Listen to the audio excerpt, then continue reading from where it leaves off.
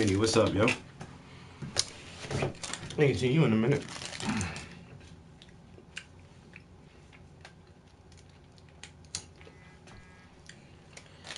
All right, let's see.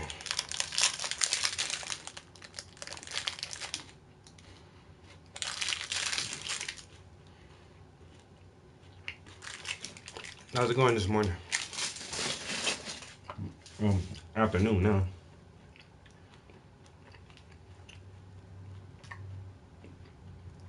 Basically afternoon.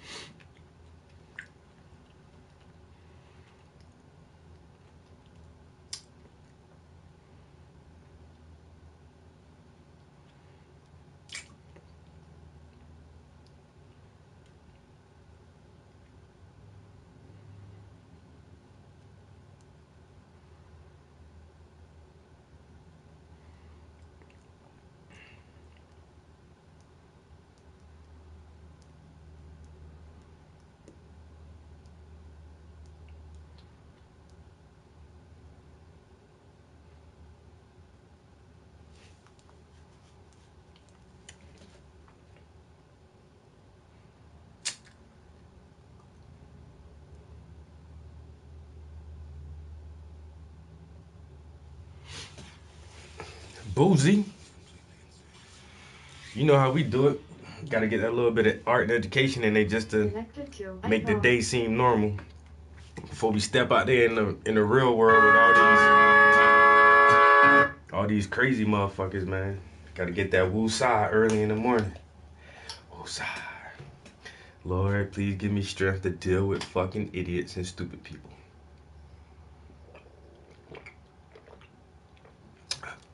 Please keep my spirit calm so I don't have to slap a motherfucker today. Amen.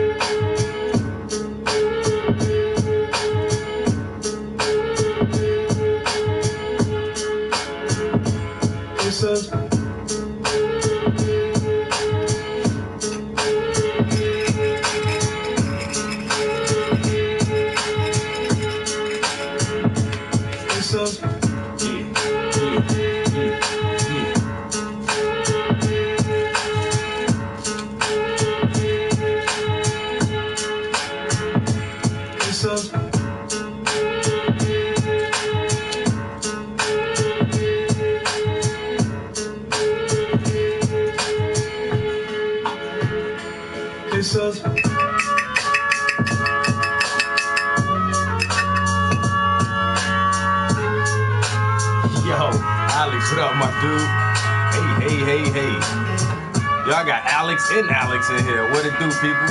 That's what I'm talking about.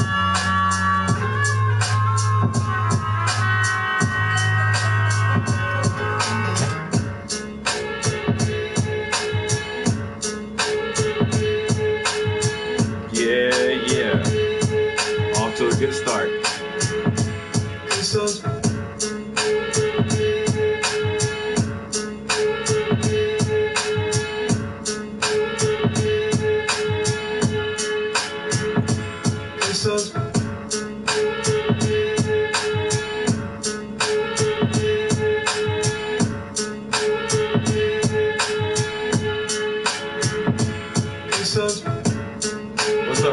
up? How's everybody feeling this morning?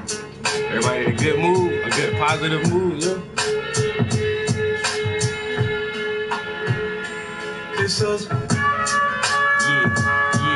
Yeah. Oh yeah, I always stay on that new. You already know it, man. Stay on that new.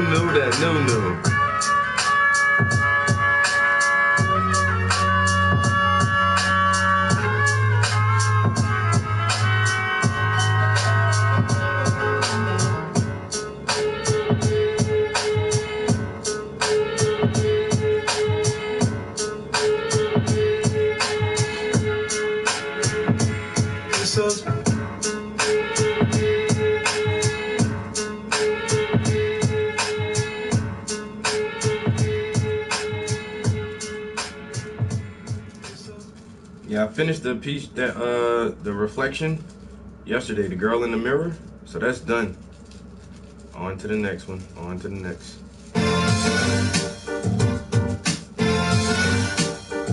I put more guns in East Coast niggas' hands than East Coast niggas did when they came out here. I put them niggas on the more weed gates and weed spots and safe havens and safe spots than the East Coast did. I put more rappers on than they did. I gave Biggie his first shows. I was the one that I was that bridge that niggas used to walk on to get over here. I explained it. I'm the one that told you. I'm why all these niggas run around with a gangbang on their payroll now. First of all, this motherfucker was riding around in a Benz in Cali, guns in the trunk, with no license plate. Just a Tupac sticker where the license plate goes. Y'all got to back off my Benz. Back off my Benz. Yeah, I'm about to run y'all down. Feeling it. We done seen this motherfucker spit in the face of a police officer.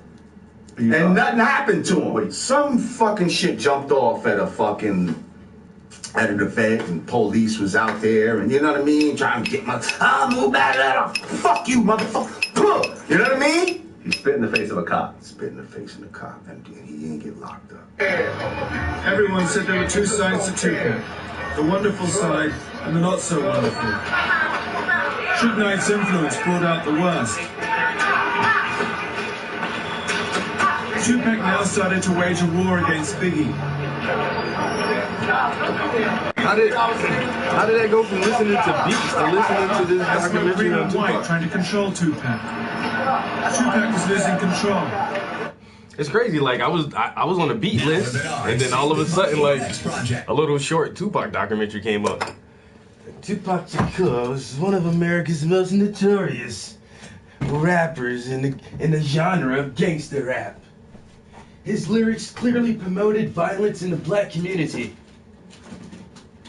I don't need to listen to those. I got the old shit. Oh yeah, VHS baby. Classic. Little kids don't even know what this is. I showed this shit to my son. My son 13, right? He'll be 14 in a couple months. But we was talking about Tupac. And I was like, man, I got some Tupac documentaries if you want to see them. He's like, word? Because he's into 90s hip hop now. Thank God, my son is 13, but he can't listen to this new rap, I'm like, phew. Woo, I thought he was going to fall into that little trap with all this fucking crazy ass, gay ass, homosexual ass, faggoty ass motherfucking shit they trying to call rap. That shit ain't rap, man. So my son listening to 90s hip hop grunge music. This motherfucker like Tupac and Nirvana. You know what I'm saying? I'm like, yes, thank you. But so I was like, I got some Tupac documentaries if you want to watch some and learn some more shit about Pac. He was like, where, Dad? Where they at? So I grab him. He's like, what is that? I'm like, it's a VHS. Do you even have what you need to play that on? How does that work? How do you even play that? You know what? Fuck you, son. As a matter of fact, you don't even get to watch my VHSs talking about how do I even have what I need to, like it's outdated technology. Well, it is outdated technology, but you ain't got to make me feel like I'm some fucking old fart. You know what I'm saying? Do you even have what you need to how do you play those? I'm like, dude, welcome to Death Row, man. Welcome to Death Row. Tell me, man, Compton. Tupac Shakur, Before I Wait. Tupac Shakur, Thug Immortal. Oh yeah, definitely. You gotta raise him right, So, me and his mom aren't together, so he lives with her during the school year, and he comes with me for the summer vacations. Probably next school year he might stay with me, and because he's at that age where he needs constant male guidance. You know what I'm saying? He needs me there now, like, because he's an adolescent, he's going through puberty, all these changes, the fucking, just the atmosphere of the, of the social spectrum for his for his peer group, and there's like so much weird shit going on now. And yeah, so we were talking about him coming to live with me for a couple years, so I can make sure I got that strong ass imprint on his ass before we let him loose into the fucking world. Damn. Yeah, you know it. It's that age, it's that time, you know what I'm saying?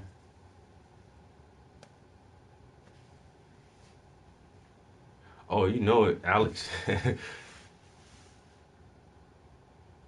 Oh, Action Vincent, yeah, you know, and so it's weird, like my music is like fables to him. You know, it's like when we were just talking about like music in general, and he was like, "Oh man, I listened to some Wu-Tang." I'm like, "Word? What you think?" He's like, "I always heard about Wu-Tang, you know. I never really listened to their music, but man, their stuff is good, Dad. Like, I can't believe it."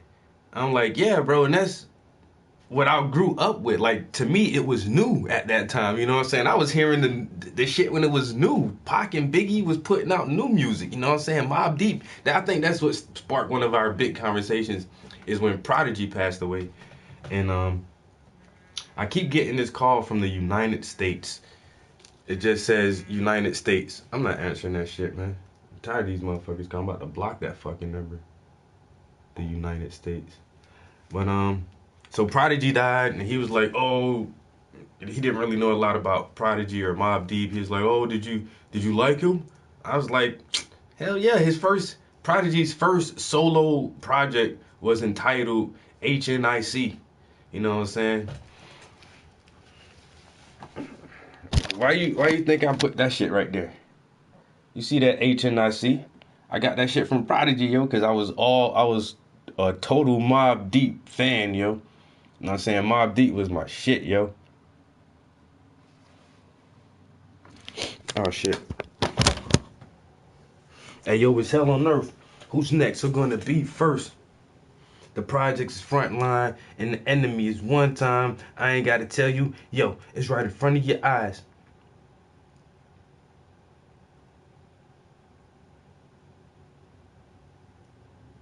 With an 11%.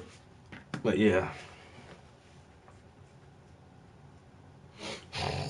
Wu-Tang is good for the children. ODB. You know what I'm saying? ODB went up there and got his food stamps. In a limousine. What up, Junior? What it do, Junior?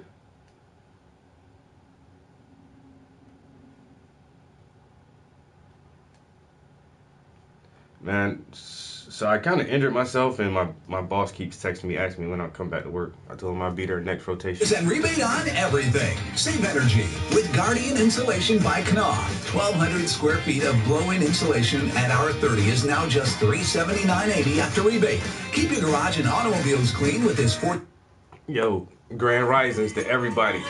Yo, peace, salutations, you know, good day.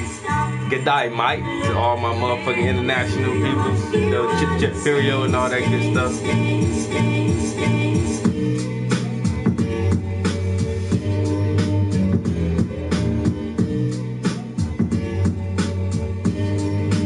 And my son sees it. Like, I ain't trying to say I'm the smartest person. Look, I tell everybody, I'm a fucking high school dropout. I ain't never been to no university, no college, nothing. I mean, I dropped out of school in 11th grade. Most of the shit I know, self-taught. You know what I'm saying? So I never underestimate anybody's intelligence, and I never doubt anybody's intelligence. But I know that I am a critical thinker. I'm an abstract thinker. I'm an analytical thinker. And I really enjoy learning new information. And so these are the things that I try to instill in my child. You know, so all the shit we sit here and talk about and debate, and the lectures and the talks we listen to throughout the stream, my son is privy to all this information. Everything I know, I try to indulge my son, share it with my son, and really communicate with him so that I know he understands the messages that I'm trying to send to him. And now, is my son the best fucking kid in the world? Probably not. But he's been a straight A student his entire scholastic career so far. Never have to worry about his grades. He's only been in 2 fights that were instigated by other kids. And my son has actually stumped teachers a couple of times with raw information, raw facts. You know what I'm saying? They had the teacher like, man. So I think, once again, man, you want to change the world. If you are a good person and you see the change in yourself, that's the way we change society, is to change yourself, to change your mindset and the way you perceive things, because your perception is your reality. So if you want to change reality, change your own perception. And so the first change starts with us. That's the first step. The second step into changing things and making things better, once you have made a change and you are aware, conscious, and you're seeking knowledge of self, you instill all of this shit in your fucking children. The children are the next generation. They're our next weapon for the front line. They are you reincarnated. It's literally, your child is your second life. Every time you say, oh, I wish I can go back and do that over, or I wish I had a chance, well, that's your child. Guide your child through all these pitfalls and booby traps of life, all these fucking secular systems of degradation and, unintellectual thought, just busy work and all that shit, man. If you guide your children the right way, we can build a better society to come in the next generations. And so, science. Damn crazy. Motherfucker said science. Science. I don't go to college. No college debt. Science. You know what I'm saying? I got a degree for that. Each one teach one. Each one reach one. You know what I'm saying? Constant growth. Yes, sir. Campbell, what it do? My homie. Big homie. What's up, man?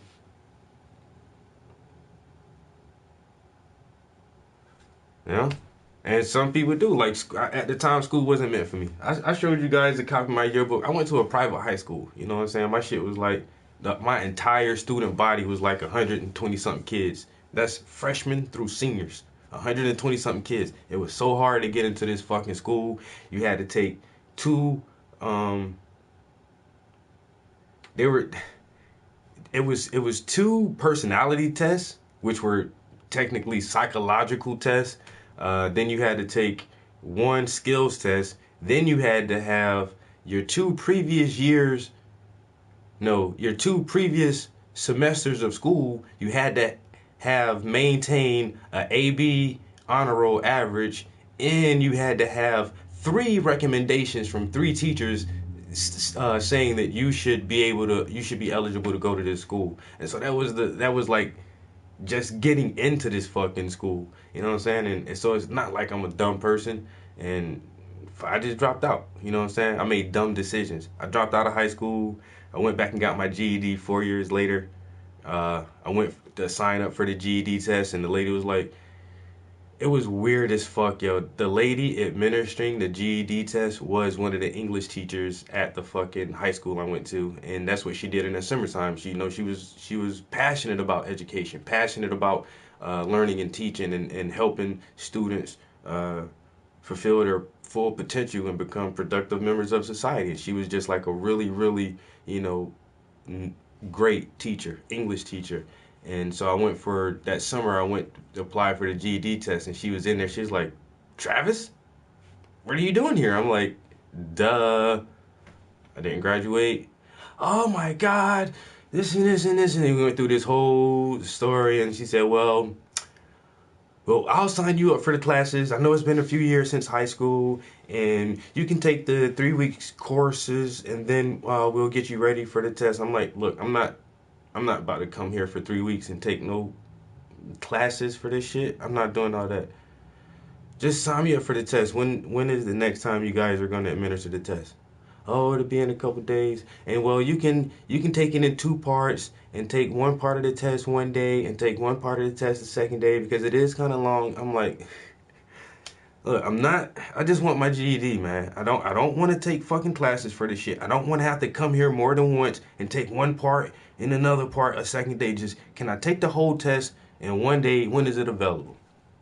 All right, this and that. Got scheduled. I went there for the test. Did the whole fucking GED test. Was like the second person to get finished. Went back for my test results like 2 weeks later and pick up my scores. And it was like the same English teacher was there. And then there was these other two guys there, like, you know, school teacher, principal looking type guys. And it was like, Mr. Prince, we have your scores. Would you mind stepping into the office and talking with us for a minute? And I was like, these motherfuckers gonna say I failed or I cheated or some shit like that. I was like, why the fuck y'all wanna talk to me in the office about this fucking test? I took the test. I just want my scores.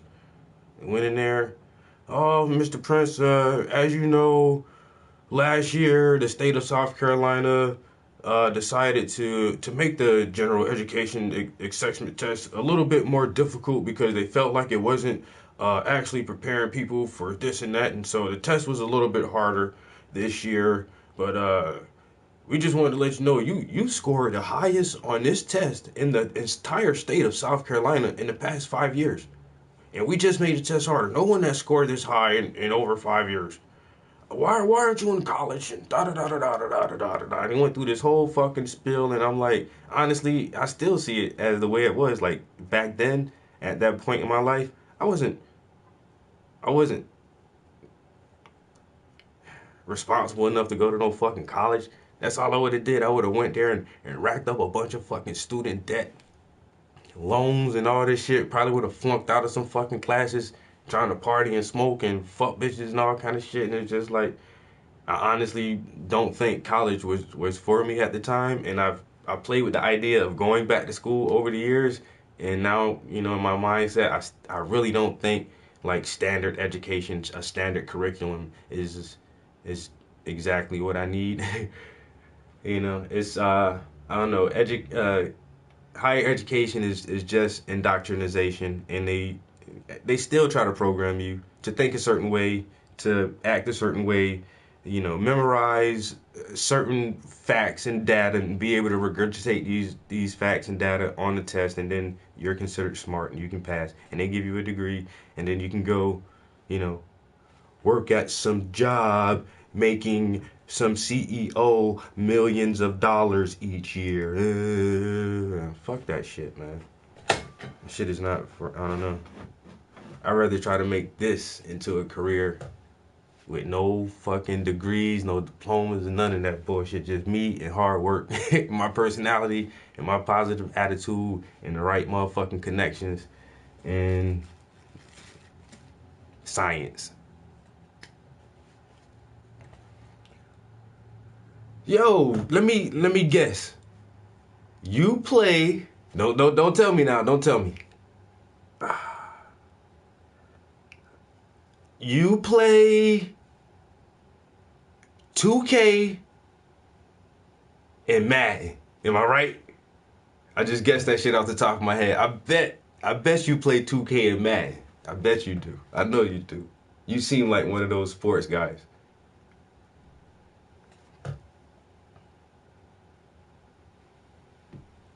Virgin, that's what up, man. Harold, how's it going, man?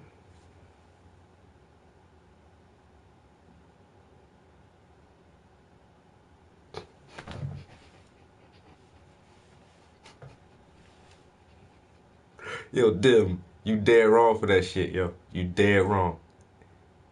Dead, killed. Oh, I shouldn't even said it like that. That's ice cold, baby. See 2K, I knew you played 2K, not because of your name, but you know, just how you just came in and was like, "What's up?" That sounded like somebody who played basketball games. What part of South Carolina? I'm from the 843, Darlington County all day. Darlington County. Science. Now I'm about to listen to B.O.B.'s song, Science. fucking love science.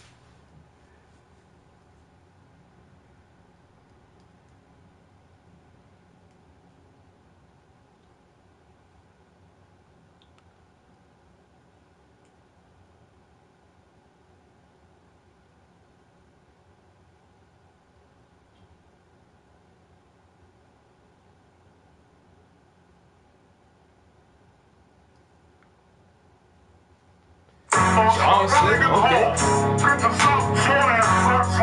Slow down, sir. Moving on, sir. Moving on, gotta make up a college student and grade. Fucking science, bro. Fucking science, bro. Check. Goggles, check.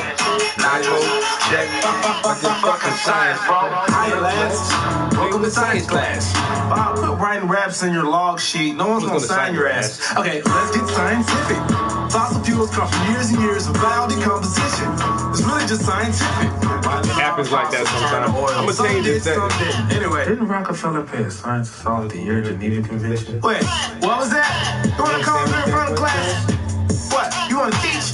You really think you're smarter than me? No, sir. Sit down. Did your homework on the atom bomb and the World War, how effective it's standing out.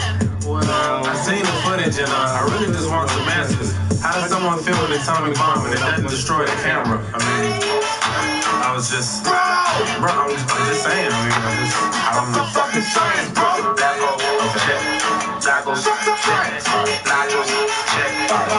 Fucking science, bro. Welcome to history. We evolved from Neanderthals. That is no mystery. Well, why is there no monkey fossils? What, are you kidding me? I'm just saying. Should have learned that when they get in elementary. Man, this nigga motherfucker. What? I have a diploma. And you have a diploma?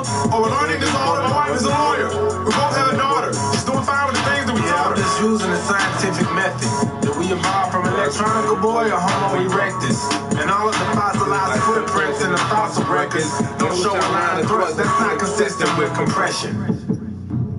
What the fuck did he just say? Yeah, okay, smart ass. This is real knowledge. Save all that hippie shit for art class. It's really starting to bug me on this one. Gonna have to trust me on this one. I've done the studies on this one. Real arrest me on this one. I mean, why can't you just answer my question on the subject? It's not in the fucking book. It's not up for discussion. Science. I fucking love science. I love science.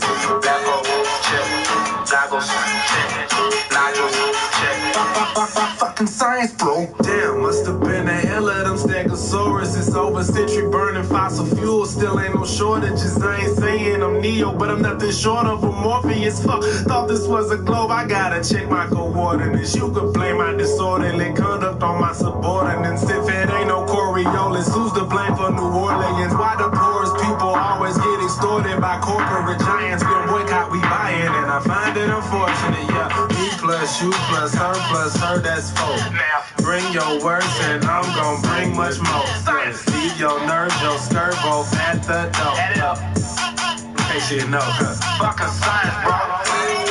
Well, Earthshine is much brighter than moonshine. Fucking science, bro. Gymshine. Gymshine. Gymshine.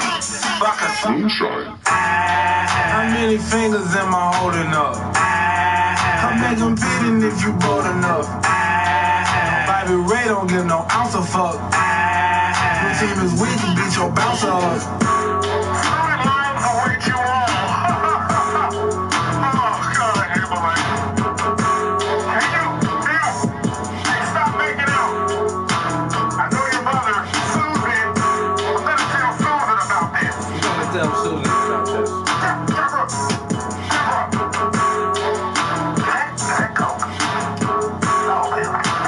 I'm Neil deGrasse Tyson, bitch. I know that option is up here somewhere. It gives the disclaimer at the beginning of each stream that says, you know, there's music or something in here that is not mine. I don't own the rights to it. Allow advertisements to be displayed alongside my videos. Associated websites. All my channels appear. Do not appear. Damn, where is this fucking option? Because I meant to do that shit one time, but Then I normally don't play copyrighted music. Branding, featured content. Featured content. Does anyone know where that option is at to turn on the notifications that some of the music that I play in the stream? Let's see, channel ad.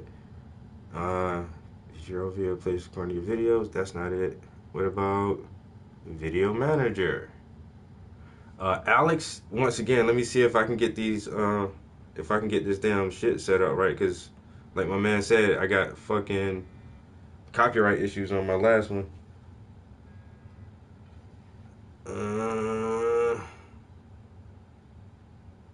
Oh, here it is, yeah. Copyright notices. So if you're on YouTube and you're looking for this, you go to your profile picture. Once you click on your profile picture, options will come up and you go to Creator Studio. Once you go down to your Creator Studio, you go down to Video Manager. You click on that section, and then 3 more options to pull up is videos, playlists, and copyright notices. I clicked on copyright notices just now, and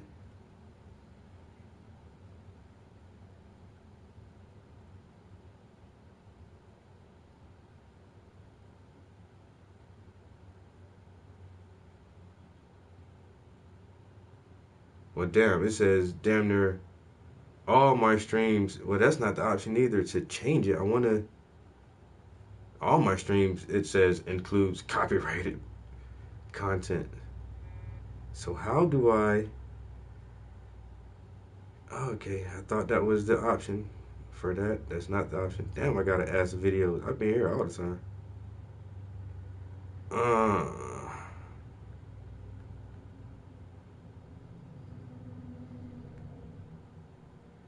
Okay, she got some time off.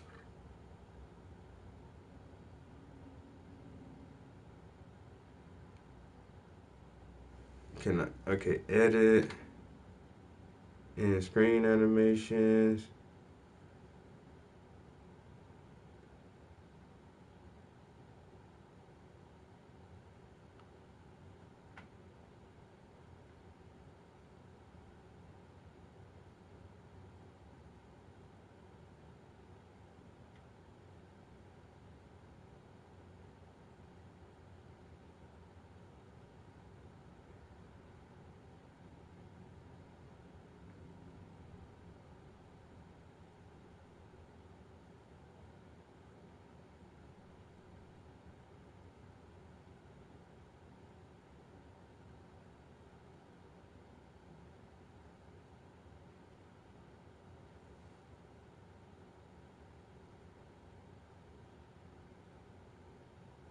Oh no, I work in the daytime. Yeah, I'm off today. I'll be off for a while. I had a little injury, so I'm not gonna work this rotation at all. I'll go back to work next rotation. And I'm gonna stop playing with this right here. I'll figure this out later on, guys. But yeah, thanks for who let me know that. Alex said that one of my songs was blocked because of copyright infringements or something like that. But I definitely need to make this show more have a better format to it and do things a little more rigid and make sure that I don't have issues like that if I play, a Ludacris song just to let YouTube know, hey, I'm not trying to make money off of Ludacris song. It's just playing. It's not the main part of my show. It's not like I'm giving a fucking concert and rapping Ludacris music all day. I'm listening to it in the background. Everything is ambiance music. And basically, you just have to say that I don't own this music. I'm not trying to make money off of this shit. It's just playing. And I cannot find that option. Shit.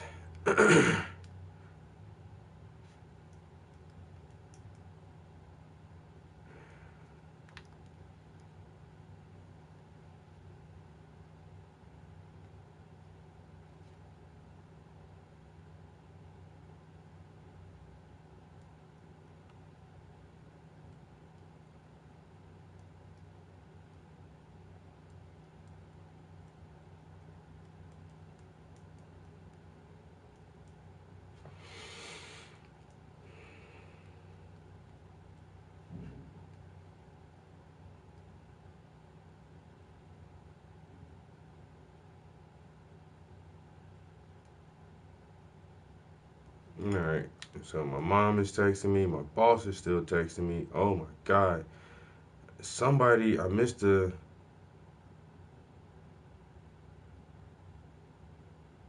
call from somebody. Who is? Oh, that's probably my doctor.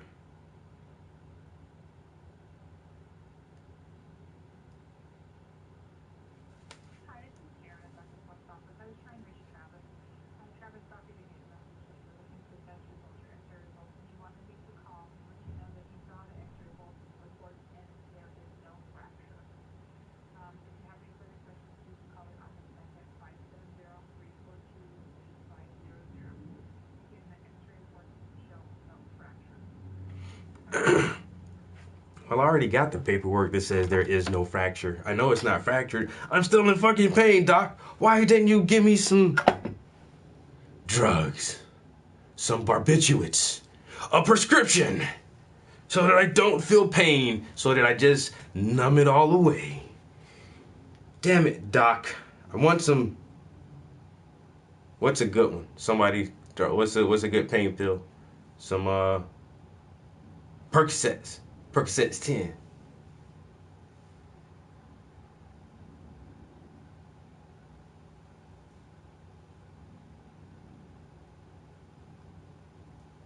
Yeah, honestly, like, a lot of people don't actually go back and review or rewatch my videos. It's like you catch it now and in the moment. It makes it better that way because it's interactive, you know, and I like the interactive part of it. This is my favorite part. Sometimes, honestly, I do go back and I'll review some of my videos, make sure I understood what I was saying to people, and read some comments that may have passed my attention while I was painting, especially some trolls. I go in there and try to pick out trolls, block their asses from coming back in. And just in general, just kind of watch myself. I study myself a little bit. Sometimes it's weird. I don't know, I have weird shit. I'm just that guy. But yeah, you know, if a few of my YouTube videos are, you know, the audio is muted on it, so what? You know what I'm saying? I say the same shit over and over. Just catch it the next time. You know what I'm saying? Catch that shit that next time and you'll be all right.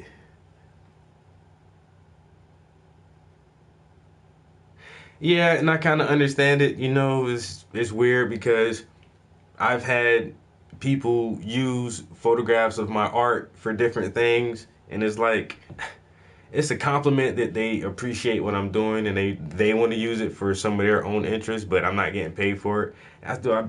They'll be like, "Yo, motherfucker, don't use my shit for that, bitch. You ain't asked me." And it's like, nah, but you know, it's just like, just give me some fucking credit. You know, that's all I ask. Like, tag me in it, or at least say where you got it from.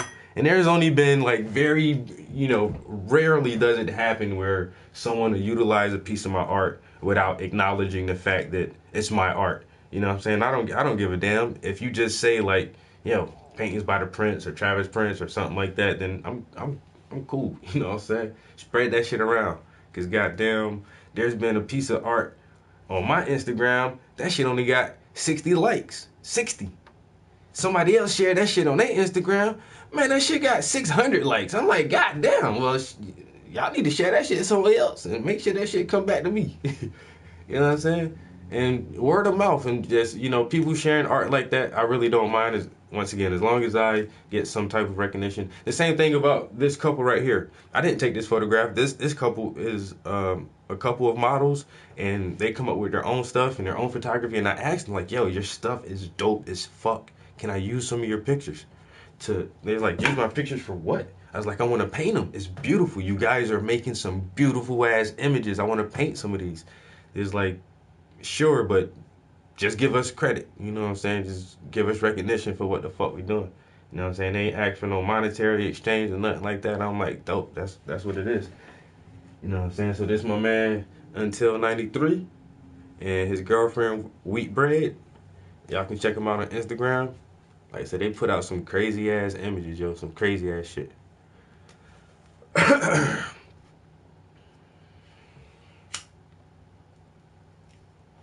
So, figure out that copyright and shit later on. Screw that. It's already noontime. I ain't really ate nothing all day. I'm about to play some more copyrighted shit on YouTube and get muted all over again.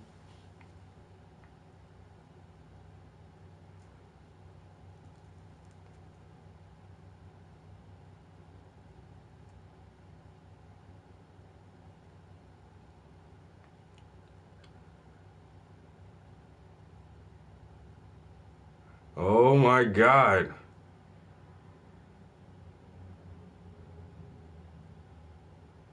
Okay, so just by the shit that I look up on YouTube, you know, you always get those suggestions and stuff.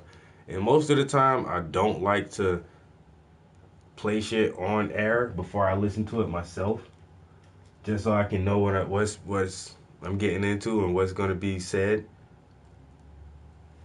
But it's like these first suggestions are some crazy shit, yo. The first three are Sound Alchemy, documentary of Hermetic sound science, Egyptian something. And that was something I was already talking about the other day, like when we were listening to Graham Hancock and Robert Bauval talking about the construction of the pyramids. And that's I always feel like they had to have some kind of sound technology and just levitated fucking massive ass stones. And so that's one suggestion right there, Sound Alchemy. The second documentary is Best Voted Flat Earth Evidence. This motherfucker still on that flat earth shit. And then the one after this is Napoleon Hill, 10 Rules of Self-Discipline You Must See. So, what are we going to listen to? Sound Alchemy, Flat Earth Evidence, or 10 Rules of Self-Discipline?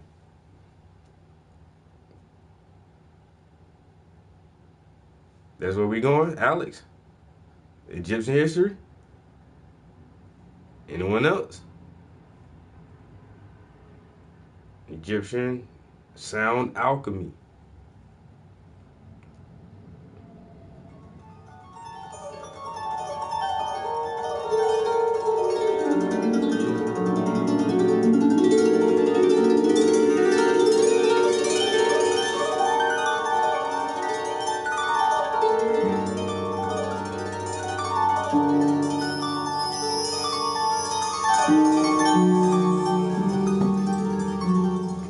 The first section is the Egyptian roots of sound science.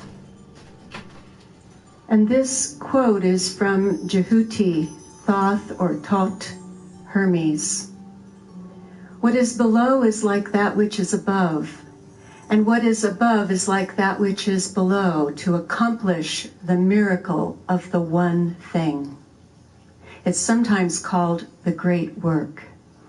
And this image is a papyrus that is duplicating what is on the ceiling at the Temple of Dendera, Egypt. So we have the celestial patterns above and the music below. The sky and its stars make music to you. The sun and the moon praise you. The Neteru sing to you. And that is from the temple at Dendera. Yo, Puff, what it do, man? The flat earth boozy? This temple is a perfect example of the principle of as above, so below. It has the heavenly zodiac above. All right, let's listen to the flat earth real quick, because that's 20 minutes. This Sound Alchemy documentary is 1 hour and 37 minutes.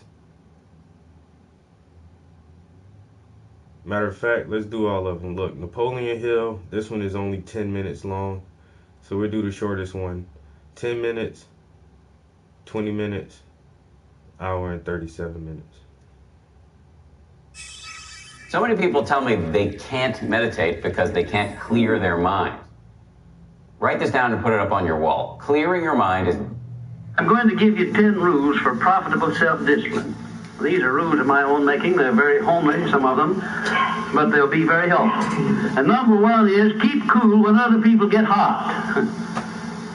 I know you can agree with that one, but I'm not so sure that you'll always live up to it. We're inclined, all of us, to get hot when the other fellow gets hot. Say angry things when the other fellow starts saying angry things. I was in the home of the president of a big electric power company one evening when there came a storm, and he called up one of his head men to go out to take care of an emergency that happened as a result of that storm. It was on Sunday evening. The man was gone about 2 hours, and when he came back, he came up on the front porch of the home of this man and called him out on the porch, and I never heard a man get such a tongue lashing in all my life as this president of the electric power company gets. Saying, you blankety blank blank, you think because you're the president of the company blankety blank blank, and I'm just as good as you are blankety blank blank. Oh, it was terrific. I only heard one side of the conversation because there was only one side of it. One man was doing all the talking, and one man was doing all the listening.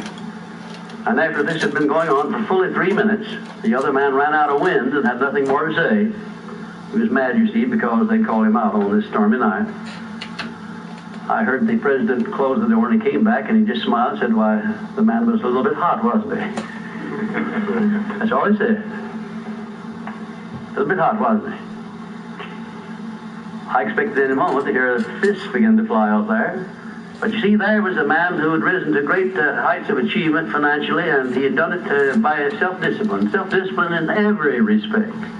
And he didn't propose to allow a workman who had been temporarily unbalanced by his anger to throw him off balance and make him stoop to that level. He just didn't propose to have that done. And you will notice when you get into an argument with anyone, and you're apt to if you don't watch yourself, that if you just remain silent while the other fellow is blowing off his top, he finally gets to the point where he's got no more top to blow off. Then if you want to get in a few words of your own, that's a mighty good place to do it.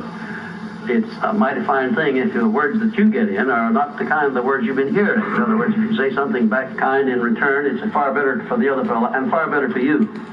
It shows you to be the bigger of the two persons.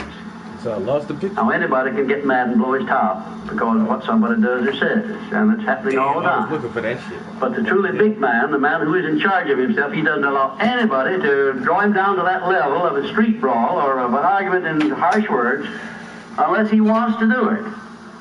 And if he's truly a big man, he doesn't want to do it. Number two, remember there are 3 sides to all arguments.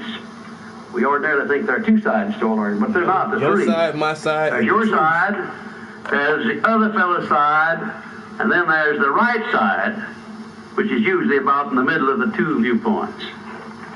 Remember that when you get into an argument with the other fellow. Don't assume that I've heard that he's one always before. at fault.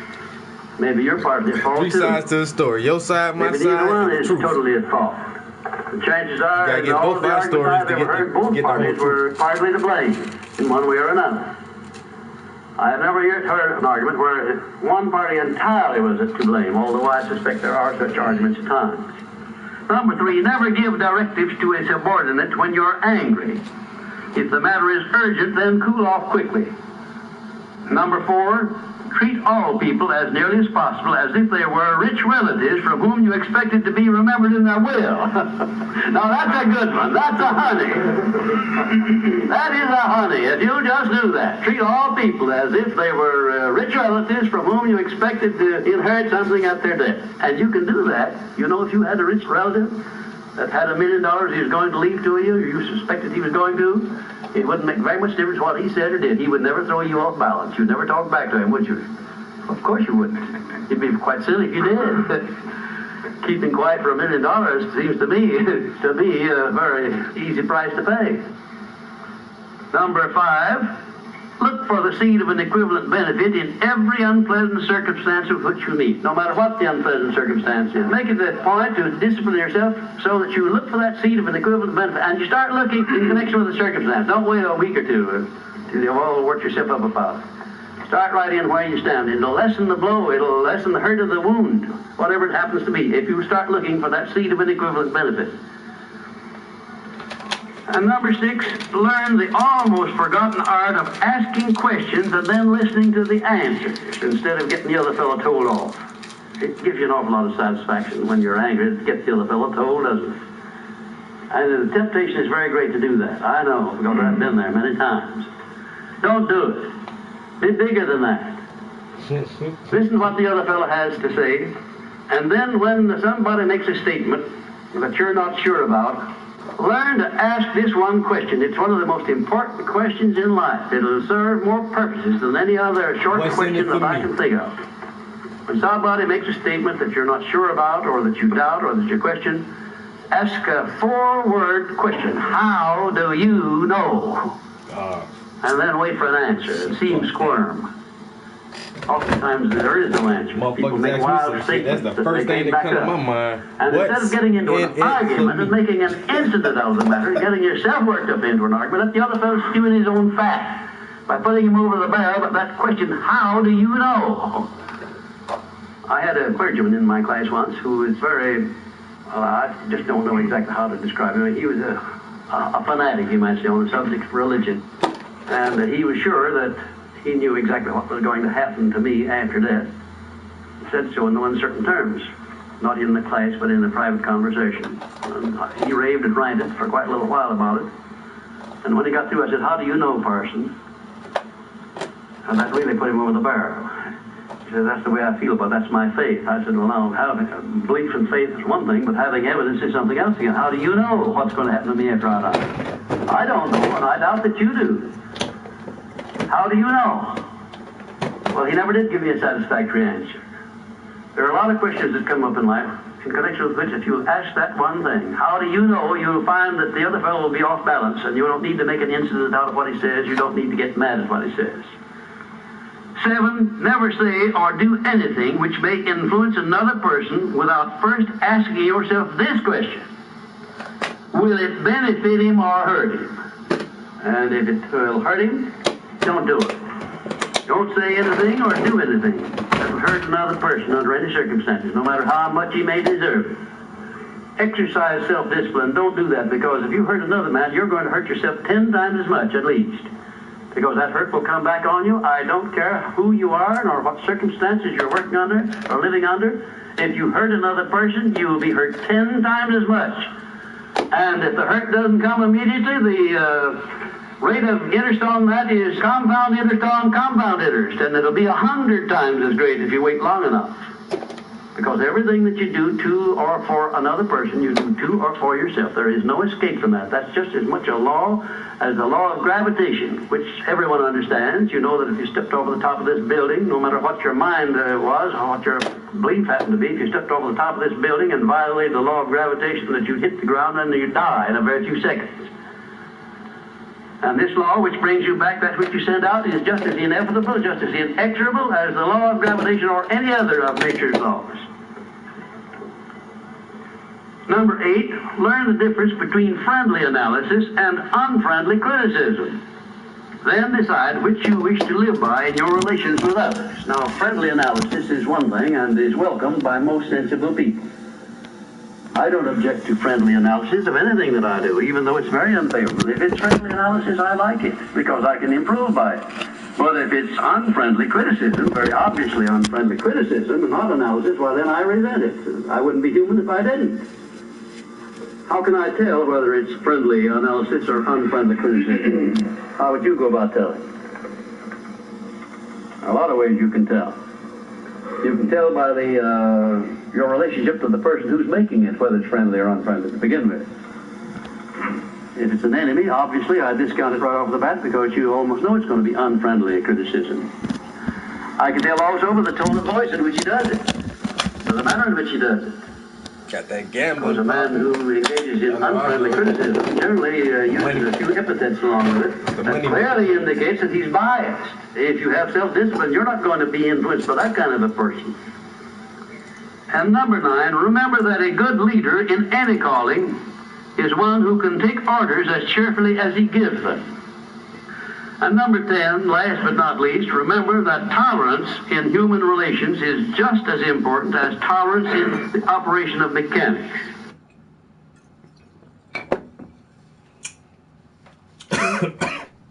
He made a lot of good points. A bunch of common sense, though. men, and you just take it on faith that everything they wrote was true. And what makes you think what your scientists are writing is any more truer than my saints? Because there are volumes of proven data, numbers, figures. Have you poured through the data yourself? The numbers, the figures? Well, no. Oh, interesting. So let me get this straight, Mr. Reynolds. You get your information from a book written by men you've never met. And you take their words as truth based on a willingness to believe, a desire to accept, a leap of, dare I say it, faith? Come on. Look, I mean, I don't even know how I'm supposed to respond to that. Like, come on. I rest my case. Always question the scientists and their foundations. At the moment, modern physics is not making a lot of sense. What is everything made of? Oops, there's about 95% stuff we don't know. Philosophically speaking, it's very uncomfortable. Because if the Earth is in the center of the universe, that means that somebody put it there. Matter tells space how to curve. Space did I get that right? The science community is ignoring a lot of the things that we're looking at. And so normal people are going out and doing experiments. And one of the experiments has turned up an amazing fact that we've not been told, and it destroys the whole idea of this heliocentric system, and that is the moon. Now, you can actually measure the temperature of the moonlight next to the temperature of the shade of the moonlight, and you'll find the moonlight is colder than the shade, the opposite from the sun. So the moon is throwing out its own light, and that light is the opposite from the sun. Now, that tells you that it's not reflecting the sun's light. It's producing its own, and its light is different from the sun's. So, the scientific community have not told us this, because they won't tell us this, because it destroys this idea that the sun is lighting up the moon. Everyone knows, like, if you're in sunlight, it's colder in the shade, right? So if it's 100 degrees in the sun, it's 90 degrees in shade. You go to the moonlight, like especially in a full moon, especially if it's high in the sky, the moon is its own independent object. It is not reflecting the sun rays. The sun is its own object. Also, about the same size, which is, again, coincidentally, why the moon fits so perfectly in front of the sun during an eclipse. We always thought it was coincidence that even though it was 400 times farther away, that it was also exactly 400 times less diameter, which is why it fits. And the other weird thing about the moon, which everyone thinks, oh, it's just a coincidence, is that we never see the other side of it. It's constantly perfectly rotating. So now that's the one thing. See, I wasn't with the flat earth theory, honestly. What my fucking first anomaly about earth research was the hollow earth. Now that shit got me. There was like, there's entryways into the earth, and the Nazis and Admiral Byrd flew over the North Pole, and he said there was an entryway into the earth, and that there was a green, lush valley or some shit, And that hollow earth theory had me, so I was into that shit, researching, even some of the ancient Native American cultures. Their people say, when you ask them, where do you come from? And they say, well, our people came from out of the earth. And that's really strange, because almost every culture say that we came from the stars. Gods in the heavens came down and, created men and shit like that. Almost every culture says that life came from the stars and came down. But there are some Indian cultures that say, their life came from inside the fucking planet. I'm like, oh shit. And then had the lizard man shit that was going on in South Carolina when I was younger, a bunch of crazy shit about the hollow earth. And so that led me to moon anomalies. And David Icke put out even before I listened to some of David Icke's stuff, what I was going to say was that's the first anomaly that really, like, even as a child, when you first hear it, like, I've always just liked the question shit. I like science. It's fucking science, bro. And so they, oh, well, you know, we have the man in the moon because it looks like a face. And then we have, you know, the dark side of the moon and the light side of the moon. And because the moon doesn't spin or, well, it doesn't rotate. And it's like, what? Yeah, the dark side of the moon, because one side of the moon always faces the earth. What? Why? Like, every other heavenly celestial body fucking spins in orbits. So it's two circles. You're spinning and you're going into orbit. Everything does that in space. Everything that we can observe, apparently, supposedly, theoretically speaking, because I haven't done the research myself, but apparently, supposedly everything in space fucking revolves, spins, rotates, you know, except our moon. Our moon is the only thing that doesn't do that. Okay, it revolves around the earth, but it doesn't spin on its own axis. You just get one side that constantly faces the earth. That's fucking weird as shit. That's weird as fuck. Hey, Miss Puff. how's it going?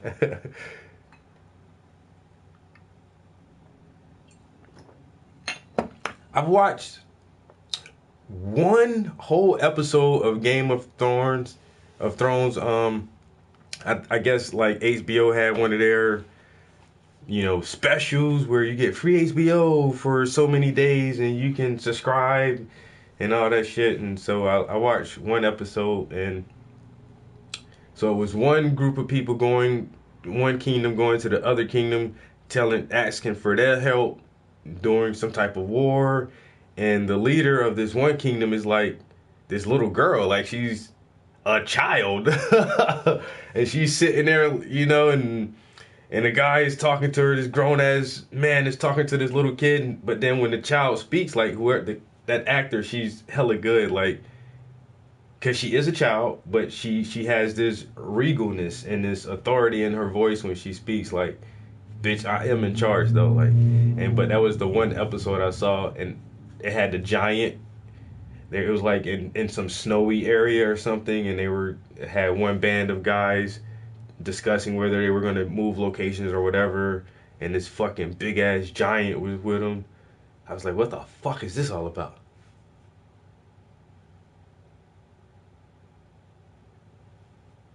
Leanne Mormont? What? Mormont. But that shit was, I don't know, it was interesting. I watched the whole episode of it. I like The Walking Dead, you know what I'm saying? So, I'm a sci-fi kid. I'm a fucking anime kid. You know what I'm saying? I like fantasy, sci-fi, science fiction, shit like that. So, I could probably get into that shit. It's just that I haven't. Right now, I'm just Walking Dead fanatic. Sunday coming. Ooh, boy, the season return of the fucking Walking Dead. I cannot wait till Sunday, yo. Cannot wait till Sunday. Bruh, I can watch TV again. Bruh, like, I don't watch TV. Really. That's the only shit I watch, yo. AMC, Sunday nights, 9 o'clock, I'll watch that shit. Anything else is like, eh. And so when The Walking Dead isn't on, it's like, I really don't have shit to watch, yo. Telling you, yo. Woo, boy, I can't wait, yo. Depressed child 33. First of all, if you're 33, you ain't no child. Second of all, if you chilling on the PlayStation talking about hola, then you ain't that depressed either. You having a good time today. Damn. I am Negan. Bow to me and Lucille. Yeah. Woo! Ooh, boy, that fucking Negan. I even fed your son spaghetti. And your son came and tried to kill me, and I brought him back to you safe and sound. I even fed him spaghetti. I was like, what the fuck? Oh, shit. That was still one of my favorite lines from Negan. I even fed him spaghetti.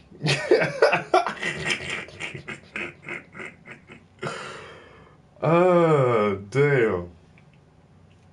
Come on, kid. Take off that patch. Oh, shit. I didn't mean to make you cry, man. Yo, Negan is fucking stupid, yo. Oh, my God. That fucking is crazy. 33 your favorite number? What the fuck, you a Mason? You one of the Masons? Huh? You go to the lodges and stuff? Let me see your license plate. You got that little emblem on your license plate and shit? 33. My favorite number. Yeah. I know 33 is your favorite number.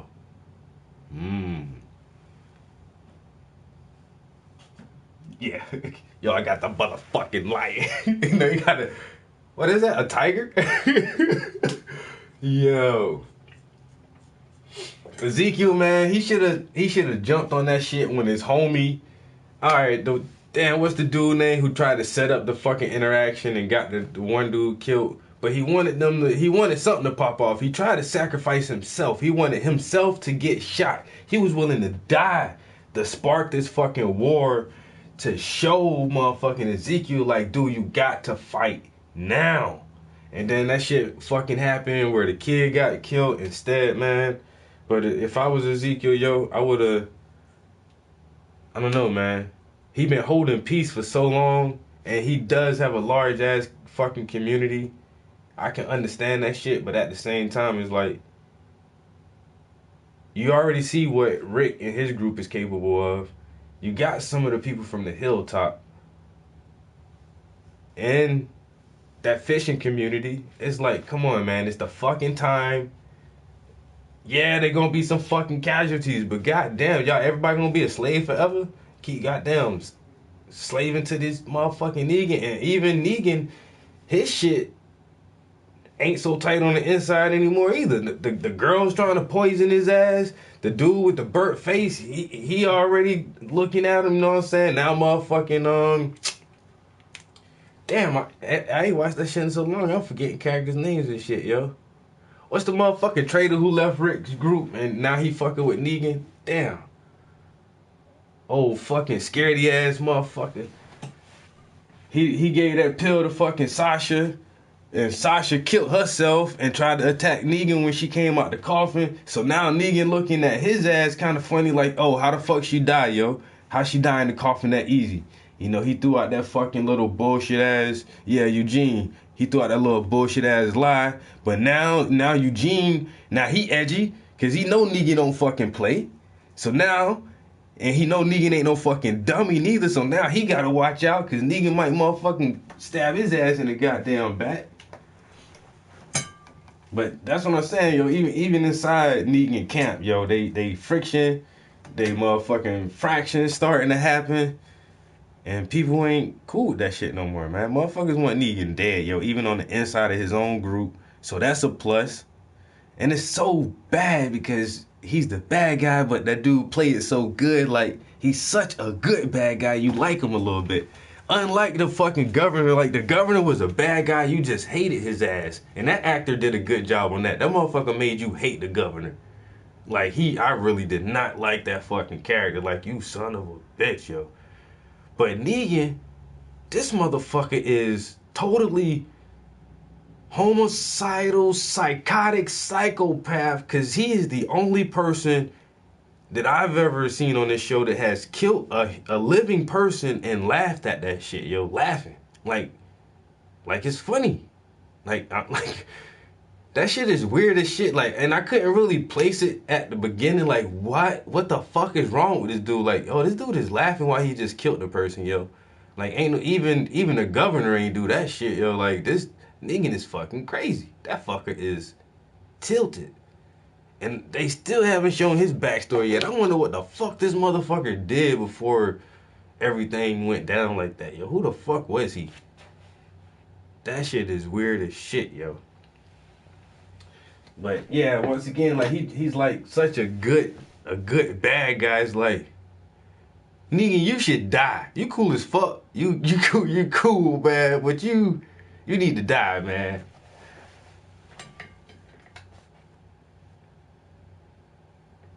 Hold on. Don't say that yet. Don't tell me. I may want to know. I don't know, man. I don't know. I don't know, man.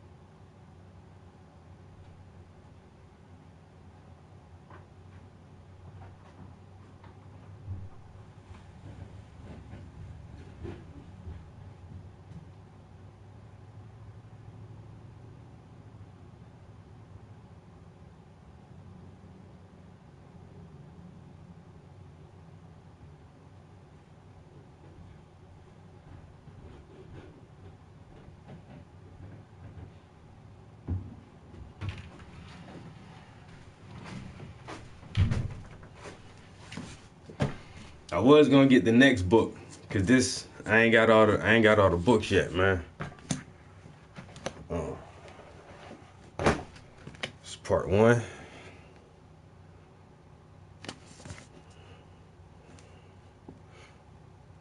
Yeah, this is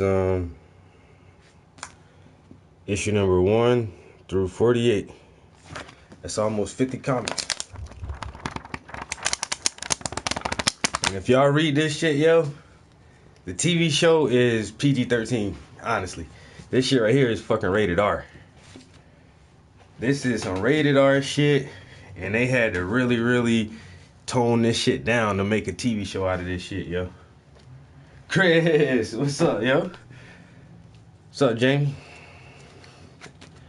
Part 2.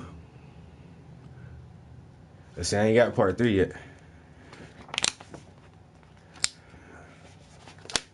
Oh, somebody else must have been reading this.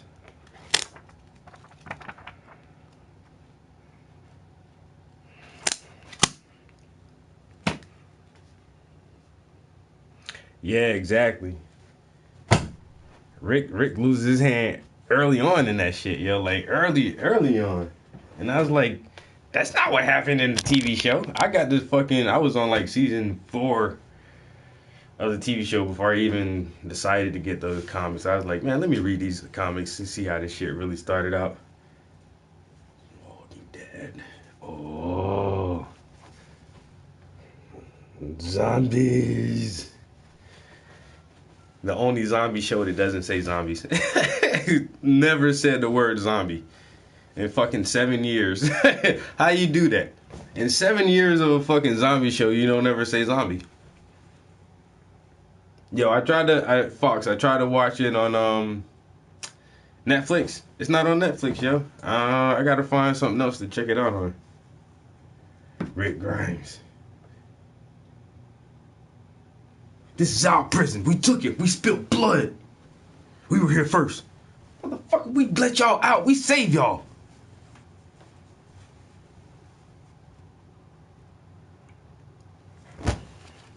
And all these motherfucking British ass actors coming up here doing some southern accents. I'm like, how in the hell? They must be got some hellified fucking speech teachers. Because how you British and you can pull off a southern accent so well? That shit is fucking crazy. Because I can't pull off no British accent, period. I can't do no fucking Australian accent or none of that shit. But you got all these fucking British dudes coming over here. They like 4 or 5 British actors on the fucking show. And you can't hardly tell it when they in character. They just sound like some regular Americans. And then you see them in interviews. Yeah, because, you know, it's like, what the fuck is that? You never watched that show? You're too far into it, yeah. Yeah, exactly. There are no zombies in their universe. You just got walkers, biters, DKs, motherfucking damn, what's some other shit?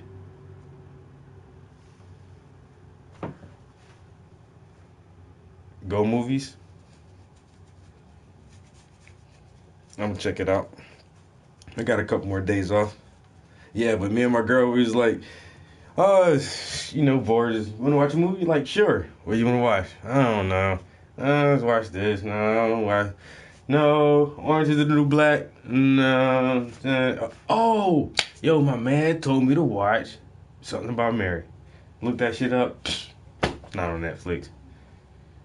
Like, what the fuck? All right, guys. Let me get some of this paint. Let me get some of this paint on this canvas. I got some different bulbs for that one. I'm thinking I'm gonna put brighter bulbs because I have these fluorescent lights right here to help. But I think I'm gonna I may get some brighter bulbs and put in there and actually take that cover off and see if that'll give me a little more light, because I would hate to have to hang another fucking light like that in here. If I was gonna do it, I was gonna, cause these shits right here are like $20. I was gonna get another one and just like hang it like right here, and then get another one and hang it like on the other side of that ceiling light, like over there somewhere, and this room would be bright as fuck when I'm in here painting. But I was like, I ain't gonna do all that shit.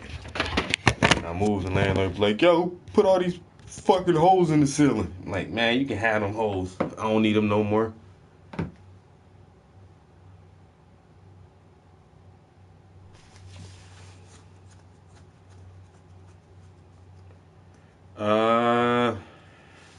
Natural light is the bomb, but natural light doesn't stay stationary. You get clouds coming in, clouds moving out, and if you're gonna, like me, sometimes I'll paint for 2 hours, 3 hours sometimes, and in a 3 hour window the sun will actually change, so your lighting is going to change. If you get out early in the morning, 8, 9 o'clock, when that sun is making that arch up into the sky, you'll get a couple good hours of steady light, especially on a clear day. But yeah, natural light is always better than any kind of artificial lights, period. I used to take all of my photographs of my art outside just because, the natural sunlight makes the colors look brighter.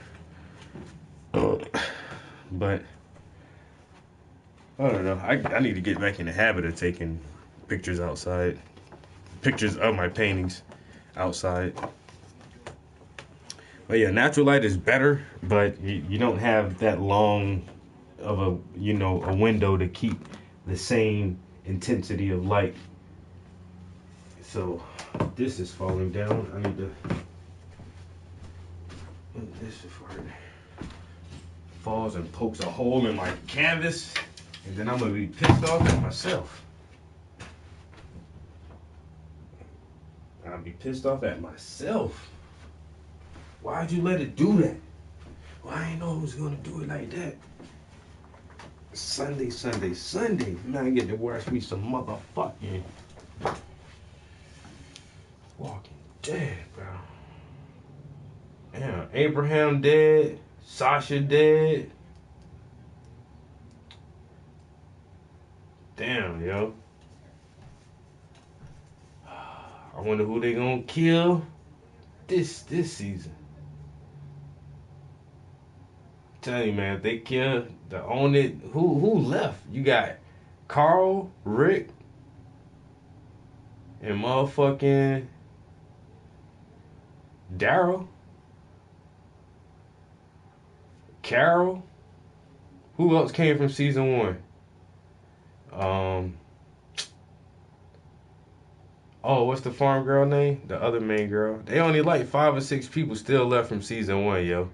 Can't keep killing off every damn body. Yeah. Morgan, oh yeah, Morgan was the first person Rick saw, yo.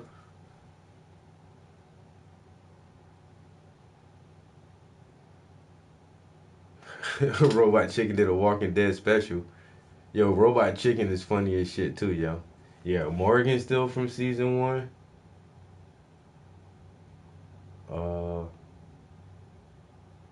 Almost the whole original cast is gone, yo.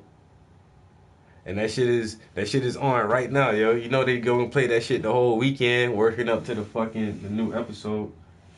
We only see one side of the moon, exactly one side. It's not like we have like a quarter of a degree every 5 years or half a degree here and there. It's always the same side. There are no coincidences when it comes to this system. It was deliberately built, but I think it was deliberately built to be detected. And I think we were naturally supposed to figure this thing out maybe as late as the 1970s, but the government figured it out first, and they have been spending a heck of a lot of money trying to keep it a secret. The other question is, well, how come ships don't go off the sea? If it's flat, how come ships don't fall off the edge? Well, here's why they don't fall off the edge. There's a 200 to 300 foot high wall that is the border, the scripture says, is keeping everything in. Nothing's going past that. Because they don't want them finding out what's beyond them. It's a 20,000 foot sheer wall of ice, but that's never stopped me before. Risk? Of course I'm aware of the risks. Thank you for your concern. Physics. Why objects move on a ball spinning 1,000 miles an hour while it's going 26,000 miles around the sun. Basically the model we accepted right now. The sailor thinks that he's traveling around the Earth this way, when in effect he's traveling around the Earth this way. They began flying it around the world from Abu Dhabi last year, with stops in India and China, then across the vast Pacific. Does running around your neighborhood prove that the neighborhood is round? I was an airline pilot for Delta for 26 years. A pilot's primary flight instrument is his artificial horizon, which he has to be maintained level to keep from climbing and descending. From a cockpit, weather permitting, I could see hundreds of miles in all directions, viewing cities connected by roads across the flat plain as far as the eye could see. If a pilot is flying around the curve of the Earth, then he should be dipping the nose down, and every 5 minutes he should be dipping the nose down to stay around the curve. That's absolute proof that a plane flies over a flat surface rather than a curved one.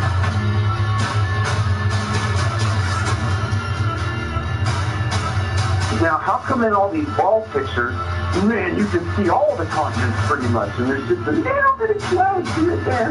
Man, it's like some of these pictures, like there's some where they show the Earth at night, and you can see all the lights and stuff. It's like, you telling me the entire continent doesn't have clouds? The entire fucking continent, like, you can see Africa and all these lights and all this stuff, like, you know, if you turn on your porch light, I guess you can see it from space, apparently. And it's like, there's no clouds in some of these pictures. They spelled out the word sex, right, recently, probably a few months ago, in one of the clouds. But, you know, if they do their research, they say, well, those are composites. And I said, well, how come they copy and paste the clouds on some of these? And they use the same platform. Like, if you're going to make a composite, but you shouldn't be copying and pasting clouds. That means you're adding stuff that's not real. Yeah, and the thing is, those pictures that you're talking about, the blue marble pictures, you know, I think there's about maybe 8 to 10 of them over time that NASA has put out. And you're absolutely right. None of those pictures look the same. The color of the water is different. Like you said, the continents are different sizes. It's just unbelievable. And I think what happened originally was they would put these things out and nobody was paying any attention to it. You know, and then all of a sudden now, people are paying attention to it, and now they're pulling these pictures in, and it's an obvious fraud. What? And the thing is, there's supposedly tens of thousands of satellites orbiting Earth.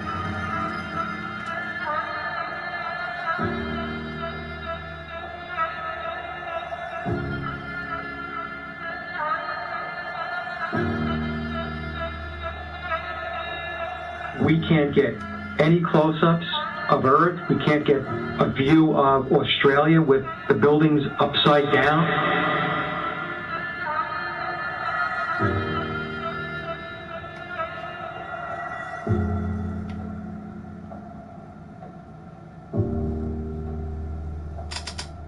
And they'll look at you like you're crazy. But really, you're the sane one for asking real questions. I was taught schoolbook bullshit in public school, and somehow I was able to break free and free my mind. You know how I did it? I watched NASA rockets explode a bunch of times.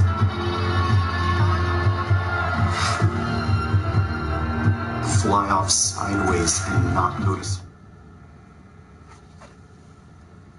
The United States is still calling me. The Mandela effect, where people swear down they remember a certain thing and a certain date in history, and then when you look it up, it's like it didn't even happen that way. It was something completely different. If you watch the trajectory of the space shuttle, it doesn't go straight up.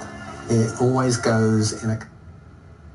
The United States is calling me back again. Everybody, just to let you know, the United States is calling me. I am being under surveillance, guys. And out to sea. Yeah. Every time I decline this number, yeah.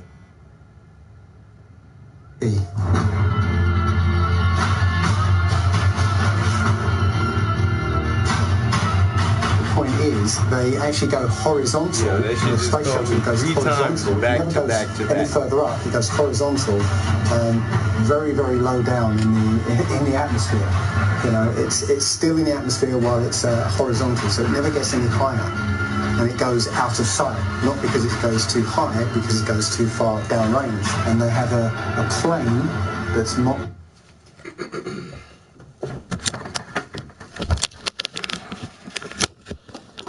This is a poem I wrote when I was 15 years old.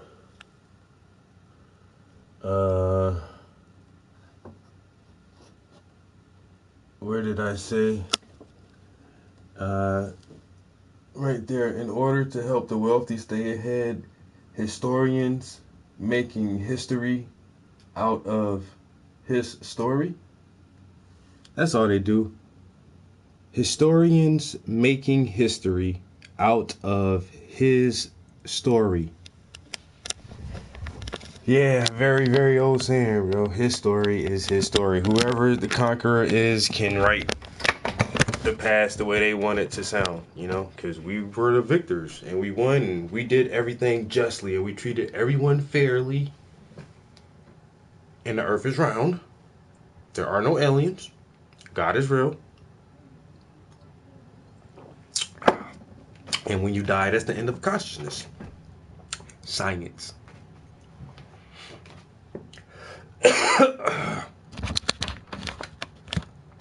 That's how I was 15 years old talking that shit. That poem right there really had the student, I mean not the student, the teaching staff at my high school fucked up, yo.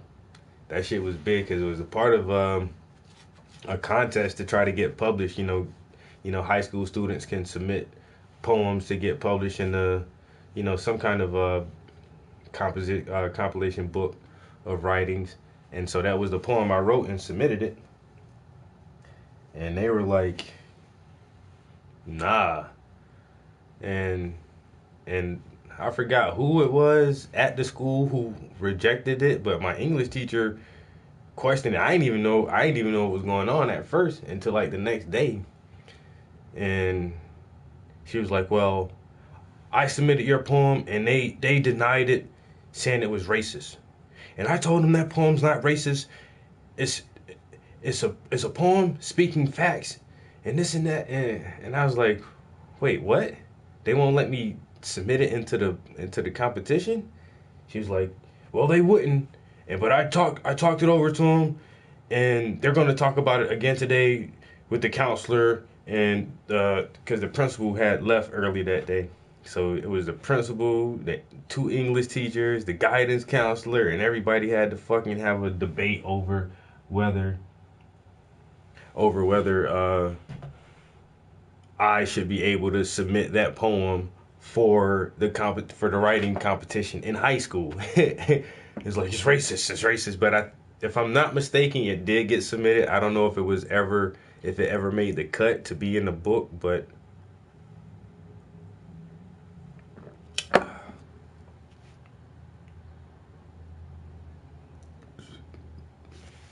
yeah, but that was so long ago, bro. Like, you know what I'm saying?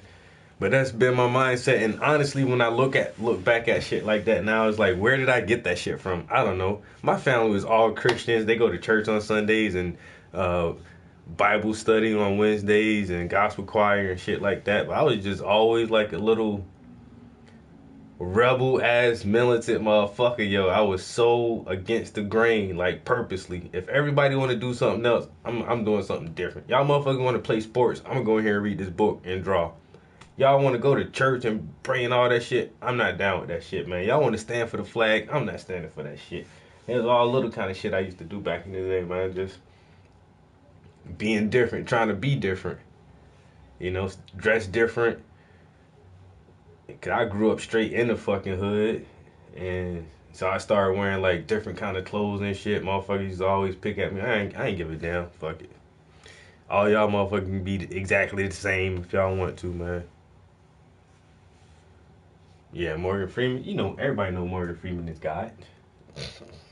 God in the flesh.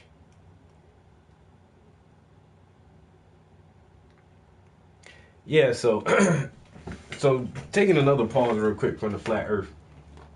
But and going back to the moon, how they were talking about, you know, moon anomalies. But that is like, the moon is really weird as shit, yo. It is. Our moon is weird. Like, and so science says that the gravitational pull of the earth is what actually keeps the moon in its orbit, right? So that's why the moon doesn't crash into the earth, and that's why the moon doesn't go flying off into space, is because, you know, the gravitational force of our planet itself maintains the moon at a comfortable distance, which isn't that far actually. And that's the thing, like when you compare our moon and planet relationship to other moon and planet relationships, or planet moon relationships,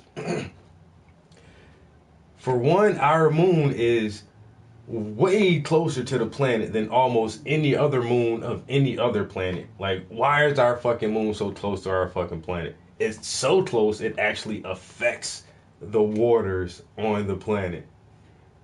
Two, like, the moon is big as fuck, yo.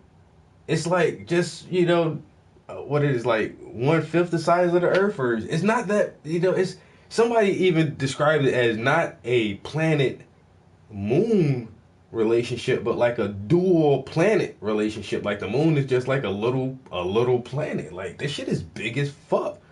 And once again, in comparison to other planets in the size moons that their gravitational pulls have captured, are nowhere the same size in relation, just in the sheer mass of the earth and the moon. Like, our moon is really fucking big compared to our planet, and it's really fucking close. Like, somebody put it there. And there's been other experiments done. This was some years ago, not quite a decade ago, but it was something NASA was trying to do, some kind of test to figure out the composition of certain elements in the surface of the moon, trying to see if there was water directly beneath the surface of the moon. So they shot some rockets at the moon, basically. But it was a 3-stage rocket or some shit, where the first part would be projectile, that would actually impact the moon, which in turn would disperse large clouds and amounts of material from the impact. Then the second phase of the rocket was all these sensors, compacted into this little component that would then go through that debris cloud and sense, what is here? Is there water in here? Is there magnesium? Is there gold? Is there carbon? And try to pick up data onto what is there. And so after the experiment was over and they actually shot this fucking rocket at the moon and hit the moon with this shit, it was weird because it didn't impact the surface of the moon quite like they thought it would. And then some other scientists pointed out that, all the craters on the moon only penetrate the surface of the moon to a certain depth, no matter the size of the crater. So you would imagine, okay, say you got two comets. You got a comet the size of Maine.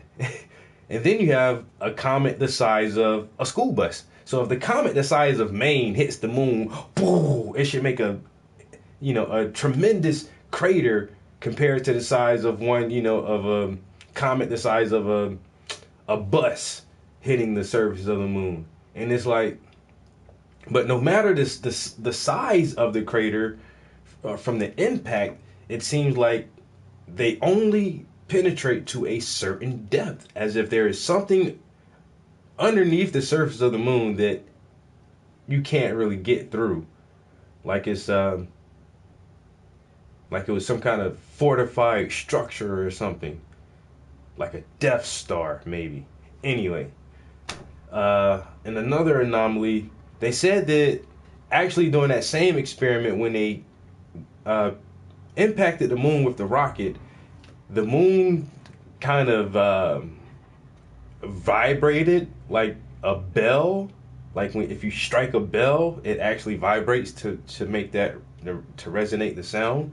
And so the impact of the missile made the moon kind of vibrate like it was hollow, like a bell, and then all of a sudden it just stopped like at once. And it was like just a bunch of weird anomalies just in that one experiment. The moon doesn't fucking rotate. It rings like a bell as if it was hollow. Certain asteroids and comets can't really penetrate the surface of a moon past a certain depth. Supposedly we went to the moon in fucking 1969. It's 2017 and we're fiddling around with space stations, but we won't go back to the moon. If we were able to do that shit in 69, why haven't you guys gone back? Why aren't there moon bases? Why aren't you really out there, having scientists stay on? I mean, you got scientists stay in the space station for a year at a time. Why ain't y'all been doing that shit on the moon? You went to the moon in fucking 69, supposedly. So there's a lot of weird shit with that fucking moon, yo.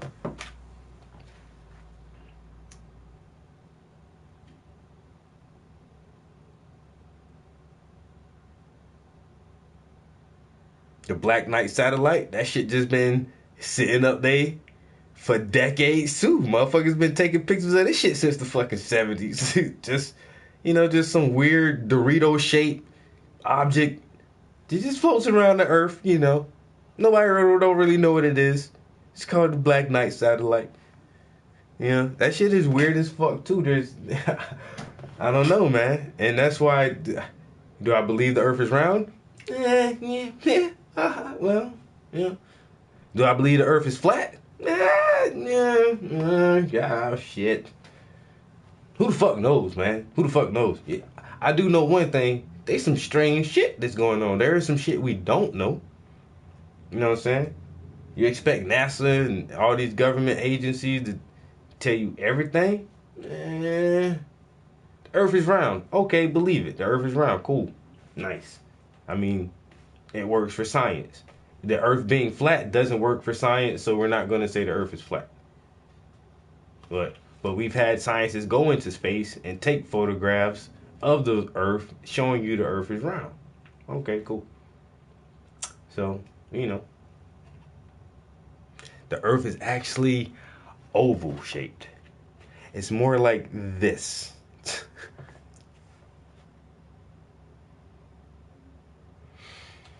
Moon landing was fake. Flag was moving. No wind in space. Case closed.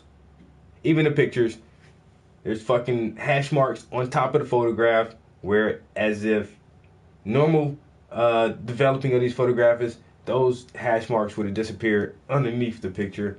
That's fucking Photoshop. You know what I'm saying? The goddamn footprints, the stage lights. Did you see stars while you were on the moon? I don't recall seeing any stars. Bitch, you in space with no atmosphere. And you can't see a star? I can see stars from Earth. How come y'all ain't got no stars in the pictures? How come you got two shadows? How come you got a shadow going this way and a shadow going that way, but the sun is the only source of light, but you got two shadows? A funny thing happened on the way to the moon. Should have took that right turn at Albuquerque. Like an egg. Getting in Japan.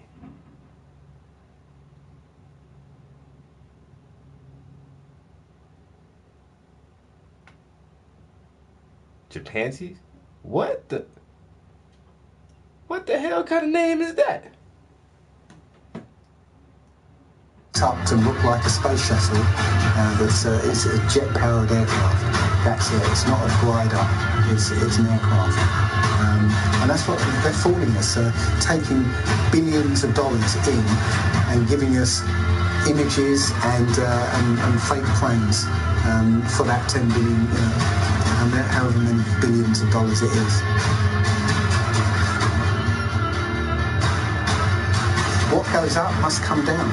And literally, we have not ever seen anything that has ever gone up and not come down.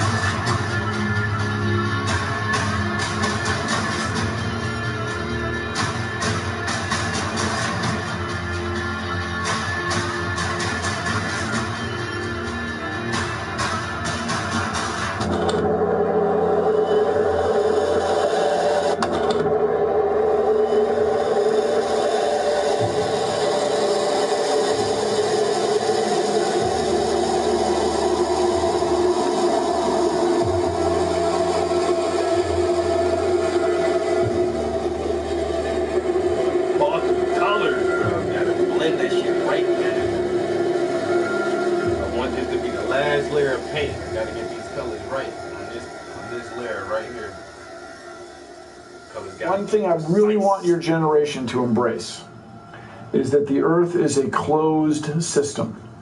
We cannot leave the Earth. There's no place to go. Bill Nye?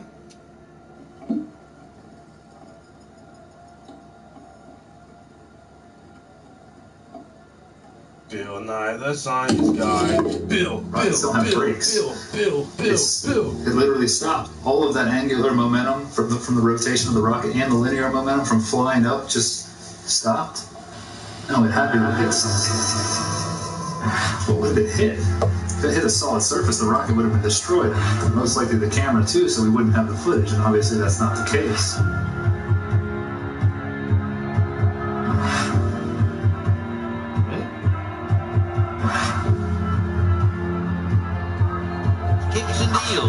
It's a long fly ball going back, and the ball shatters the sky, bringing the ocean itself down into the stadium. Oh, Simpson just broke this dream's reality wide open. I know we have still not shattered that highest and hardest glass ceiling, but someday someone will, and hopefully sooner than we might think right now. Not even in the same context though. That's just, I don't get that. What the hell is that about? There's no place to go. Although we weren't able to shatter that highest, hardest glass ceiling. ceiling this time, thanks to you. It's got about 18 million cracks in it. And it may be hard to see tonight, but we are all standing under a glass ceiling right now. People figured out that we were an enclosed system. The more advanced we got, it would be the biggest thought on our minds. That's all we care about. You can make a wildlife preserve 1,000 miles square. All people, all human beings would do is just be knocking on the fence constantly, going, why is this fence here? Who built the fence? Why are we in here? And so on and so on. Why do you think that Truman has never come close to discovering the true nature of his world until now? We accept the reality of the world with which we're presented.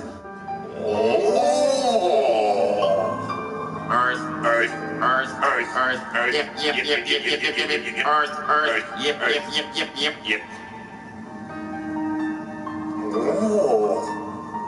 Earth.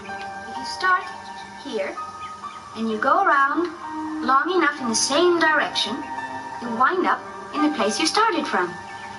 Yes, Thomas. Why don't we fall off when we walk underneath, Miss Sarah? Because of a force called gravity. What does gravity look like? Gravity is something we can't see, but we know it's a great invisible force that keeps us all here on Earth. It's a natural force that keeps us all from flying off into space. We were always told that the world is flat. You were told right. Don't listen to her. I've been patient with you, Sarah. Lord knows I've been patient. But now your words have revealed you. Gravity was discovered by Sir Isaac Newton in 1687.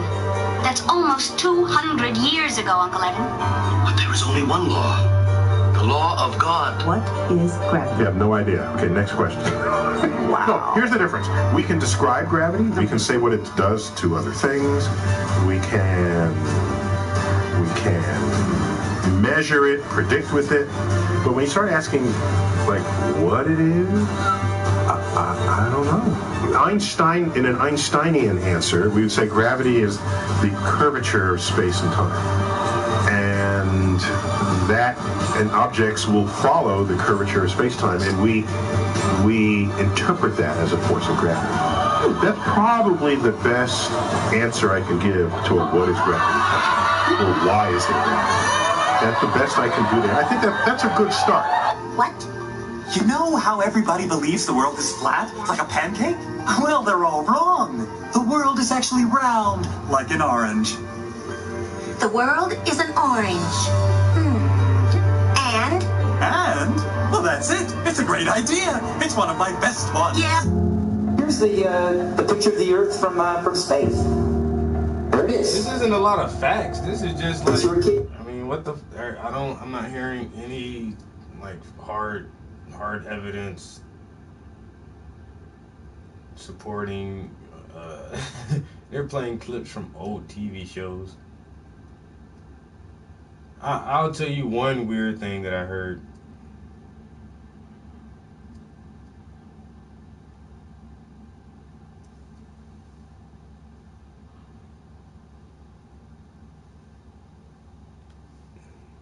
Yo, thank the moon.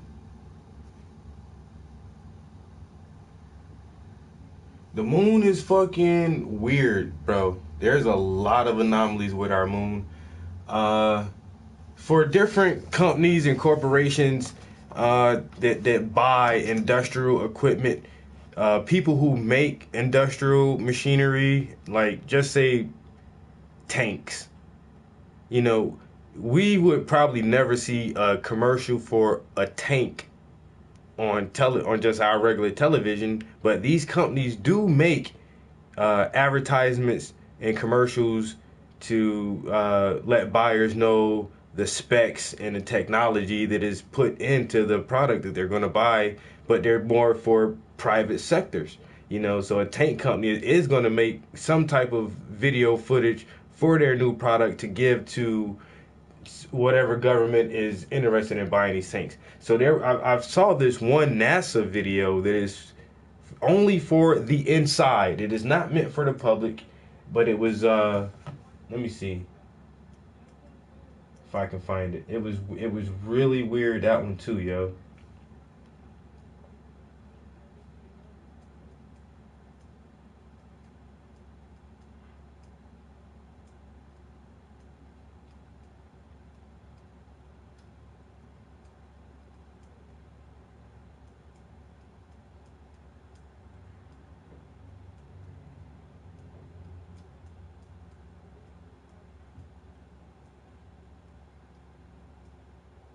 Because there's something called the Van Allen radiation belt.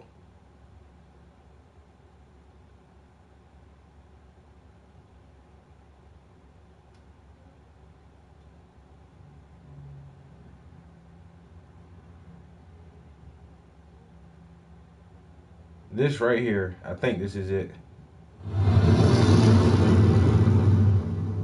We are headed 3,600 miles above Earth, 15 times higher from the planet than the International Space Station. As we get further away from Earth, we'll pass through the Van Allen belts, an area of dangerous radiation. Radiation like this could harm the guidance systems, onboard computers, or other electronics on Orion. Naturally, we have to pass through this danger zone twice, once up and once back. But Orion has protection. Shielding will be put to the test as the vehicle cuts through the waves of radiation. But Orion has protection. Shielding will be put to the test as the vehicle cuts through the waves of radiation. But Orion has protection. Shielding will be put to the test as the vehicle cuts through the waves of radiation.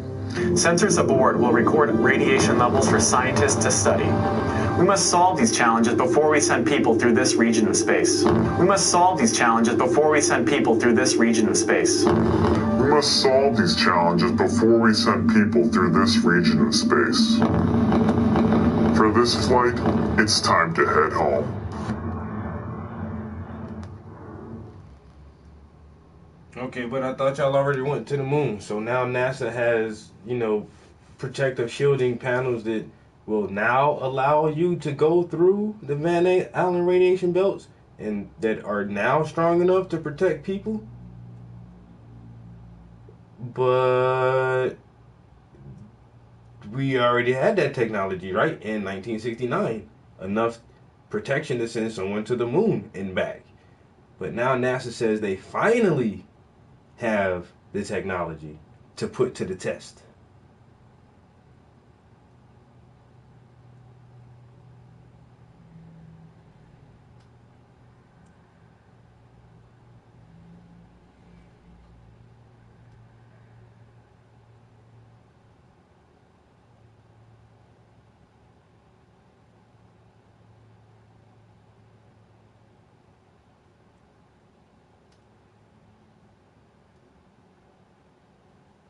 This right here is funny as shit too. My name is Bailey. This question is for Chris. Have I seen the moon lady? Like for you.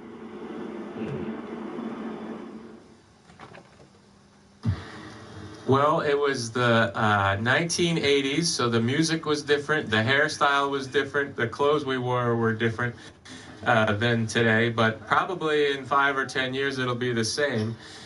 And in school, I was just like you, probably all of you there. I tried my best. I didn't always succeed, didn't always do well, but I put my best effort into school. Math and science were kind of my favorite subject. I didn't really like English in reading too much, but I've since grown out of that, and I enjoy reading now. And I played a lot of sports. And all of that happened in a little town called York, Maine, across the United States from where we're talking to you right now. Hello, my name is Steve Owen. I'm a teacher here. That happened in a little... Okay. Now these guys are in space. You see her hair? Her hair is all blowing, like floating weightlessly. It's not actually weightless. It's spritzed up. And it's stiff and it kind of stays up. If it was natural weightlessness, individual strands of hair would constantly flow around her ears and around her neck. But no, her hair is like straight up. For one, that looks weird because that's a hairstyle. That's not lack of gravity. For two, this is an interview from some high school students, 2 astronauts who are supposedly in space right now. These guys are in space talking to students via satellite communication. A little town called York, Maine, across the United States from where we're talking to you right now.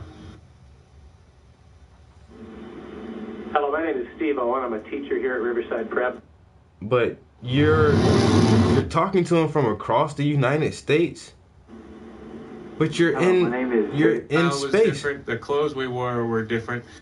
And then right after he says it, you probably can't see it from the camera onto the phone, but everybody's body language changes completely. As soon as he says that, his body language changes. The other guy in the shot, he cuts his eye real hard, like, what the fuck did you just say, bro? And the guy who says it, he starts rubbing his hands are all clammy and sweaty.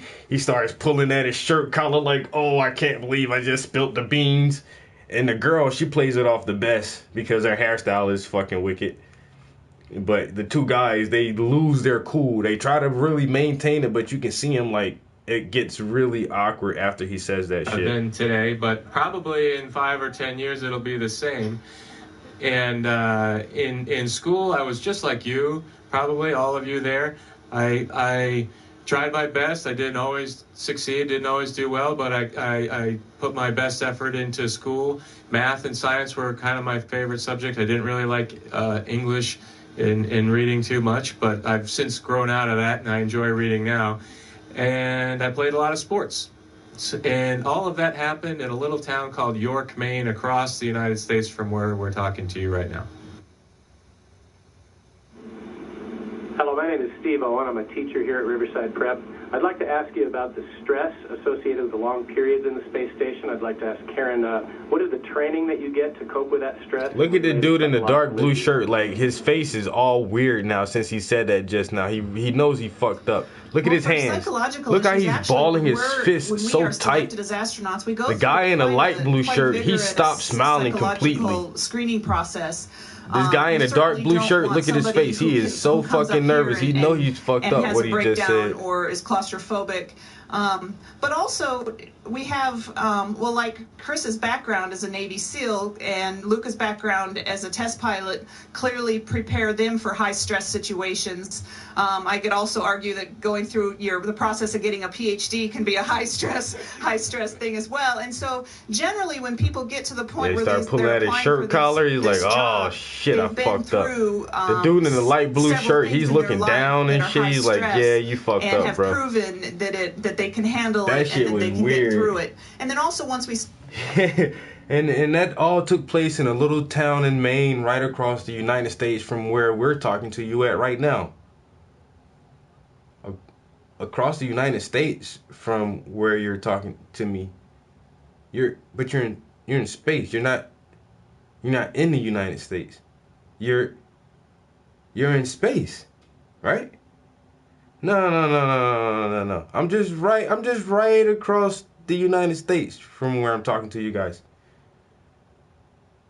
Okay. I understand, I guess. Oh yeah. They probably ejected his ass right out the chute. Oh, but he's on the US, so it doesn't matter. He's in the US. You know, just go outside. Just go get in your car and drive away from here. That's one of the funniest shit. So if they lie about little shit like that, okay, can we go into space? Have people been into space? I'm pretty sure we have exited the most outer layer of the atmosphere. Yes. How far have we ventured out into space? I'm not going to really comment on that shit because I don't fucking know. They say we went to the moon. Some people say we didn't go to the moon. It was all fake and this and that. These motherfuckers say they in space. Then one dude turn around and say they not in space. All right, who the fuck you gonna believe, man? I mean, and you work for NASA. The NASA man just told me he in America. But they in space. Well, we actually are in space right now. Because, if you go outside and look up at the sky, what's in between you and space? It's just air. That's all it is, air and some water molecules. So technically we are all in space. So he probably meant it like that. We're in space. The planet is in space and we're on the planet. So we're all in space too. Right across America from where we're talking to you at now. You get it? Yeah, that's what he meant to say. You just gotta, some people just don't say what they mean. correctly every time. But he know what he meant. He meant he was in space, in America. Because America's in space. So he's still in space, on the space station in America. You get it now? Alright. Yeah, but that flat earth, man, you start listening to a lot of that shit and it's like, what the fuck? Who said what? Bobby Digital, the moon is hollow. That's what they say, yo. Bobby Digital. Now you got me wanting to listen to that Jizza, that Bobby Digital shit, yo. Digital, Bobby Digital. Let me see. What's my man's name? Oh yeah.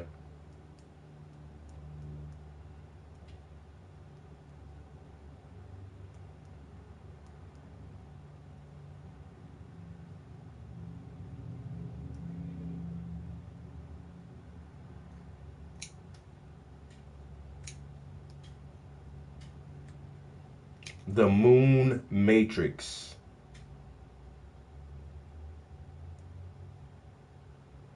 Just by the moon being there, it has fundamental effects. It affects time because of the spin of the earth and all that stuff. It affects time, month. We have the menstrual cycle, the moonstrual cycle, etc. And the hormonal balance of the body and situation of the body is affected by the moon, including the endocrine system, which connects into the vortex chakra system and takes us out into the multidimensional self, including the pituitary gland and the pineal gland, which make up the third eye, the ability to see beyond and perceive beyond the five senses. All these things are fundamentally affected by the moon. And when you think that the foundation of the conspiracy, as I said earlier today, is to disconnect us from higher levels of awareness, other multidimensional levels of self, and hold us in the five senses, because then they got you. Because you're operating on such a limited perception of self in the world and possibility. But I've gone further in the book than just the moon is there and it has these fundamental effects on the earth. And I've said that we are, in effect, being subjected to what I call the moon matrix. And just to explain some background here, what I'm saying is that the black holes, they've said there's a black hole at the center of this galaxy. It seems to be that there's a suggestion that they have black holes at the center of every galaxy. And what I'm saying is that the black holes vibrate a frequency, the base frequency of this reality. And that frequency, depending on what it is, triggers the suns to elicit and project photon information, photon encoded information, which we then decode into this reality. That's basically the waveform vibrational level, the metaphysical universe. Is manifests itself in the form of these photons, which are information, and then through the vibrational, the five senses, through the electrical, through the digital, into the holographic, we manifest that information here. It's in effect exactly the same principle, Theo, as the wireless internet, whereby if I had a computer now, it would have no wires connecting it to anything, but if there's wireless internet in the studio, that computer would pull out of the unseen, purely information, a whole collective global reality that we call the World Wide Web. And if I went on it here, or in South Africa, or America, or Australia, it would be the same collective reality. That is the reality that we are decoding from this photon information. And of course, through the meridian lines of the body is photon energy. What's going through the meridian lines, the ley lines of the earth grid? Photon energy. It's information. So, and this base vibration coming out of the black holes is not static. It goes through a cycle. It goes through a cycle, and then it comes back to the start, basically. And as it goes through the cycle, it's changing the information that is being elicited by the suns in the form of photons, and therefore changing the information we're decoding. And it's this process that takes us through the epochs of what the Indian culture calls yugas, and the Mayans talked about the cyclical nature of time, where we go through different periods of experience. There are times like what they call the golden age, of great expansion and openness and connection, and there's other times when it's much more suppressed and limited. And these are different opportunities for infinite awareness to experience different situations. And what I'm saying is that the moon, as in effect, hacked in, excuse me, to that structure that I've talked about. And so let me just get this straight. Are you saying then that whatever the sun is sending to us is good for us? And whatever the moon is doing to that message from the sun, via the black holes, if you like, is kind of blocking it like a muffler or something on a car or something? In the simplest terms, absolutely right. And we've got an analogy on Earth, China. The Chinese people cannot access vast tracts of the worldwide collective reality, but the rest of the world can. Because their web is censored? Yes, because they have firewalled off great chunks of the internet from their computer system. What I'm saying, Theo, is out of the moon, bless you, out of the moon is coming a frequency which has hacked in to this sun photon reality information construct, which is stopping us seeing great chunks of reality that we could see, and is also feeding us a collective mind, like a hive mind, which is stimulating us to feel anxiety and fear and all the rest of it, to keep us in servitude, and therefore to produce the energy that comes from that. And you know, in the 1990s, still we've got enough time. I've got loads of time. Oh, that's great. Yeah, especially for me. You know, Viber diarrhea. Here he goes. I saw a movie. I think it came out in 1988, but I saw it in the 90s called They Live. You've seen that, haven't you? And I could see that it was accurate at the time in its themes, but since I've begun to understand about this moon matrix, absolutely, it is far beyond accurate compared with what I thought it was before. Very quickly, and you can go on YouTube and get it. Just put in John Carpenter, They Live, and you'll get it in chunks. John Carpenter is the man who not just directed it and produced it, he really wrote the music, he did everything. And John Carpenter, when you follow his movie-making history, knows a great amount of what's going on. He's worked with a massive insider called George Lucas on the Star Wars movies, etc. That's not happening in a galaxy far, far away. Come on, George, please. It's happening much closer to home. Anyway, this They Live goes like this. It's set in America sometime in the future. The future from when it came out in 1988 is about now. There's a massive economic collapse going on, and it's a police state. The hero, I'll call him the builder, the hero character arrives right at the start of the film. He's walking from city to city, town to town, trying to get work in the building trade. He manages to get a short-term job at the start of the movie, and at the end of this first day, a big black guy who's on the building site says, "You've got anywhere to stay?" No, he said, "Well, come, why don't you share what we have?" What we have was a tent city, tent village, and corrugated iron, cobbled together shelters, because this economic collapse in America in the movie had people living on wasteland in these tent cities and villages all over the city. Go to America is happening now. Yeah, I've been to Detroit. Yeah, I mean, it's happening. Yeah. And what happened then is this builder, who's now in the tent village, he starts to see that some strange things going on at a church across the road. And he goes and has a snoop around when from outside there's a service going on and there's church music playing. And he goes in, he looks around, and he realizes that actually there's a group of people from the village are in there, and the service is a tape. It's playing a tape. It's just a fake. And someone had rigged up a television in this wasteland village, and the main American mainstream channel kept being broken into by this man's face saying, "They're here," was this effect. "They're here, they're controlling us," etc. And then it would cut back to the program. Anyway, that night there's a police state raid on this village, and they bring in the bulldozers and they raise it and everyone's scattered. Guy comes back next day, the builder, when it's all settled down. He goes in the church, snooping around again, and he finds these cardboard boxes. He grabs one, he runs into the alleyway down the back because he's frightened of anyone seeing him, and he opens it up, and inside it's just sunglasses, loads of sunglasses in this box, which, I mean, he's bewildered, he's disappointed. Sunglasses, what's all this about? So he takes one, puts it in his pocket, throws the rest away, and then walks into the main street of this city. And everything looks normal. There's advertisements, people, cars, things going on. And he just puts the glasses on. Now the world is shockingly different. Through these glasses, all the drink Coca-Cola and vacation in Jamaica, now all he can see is words like stay asleep, obey authority, don't question, all these subliminals.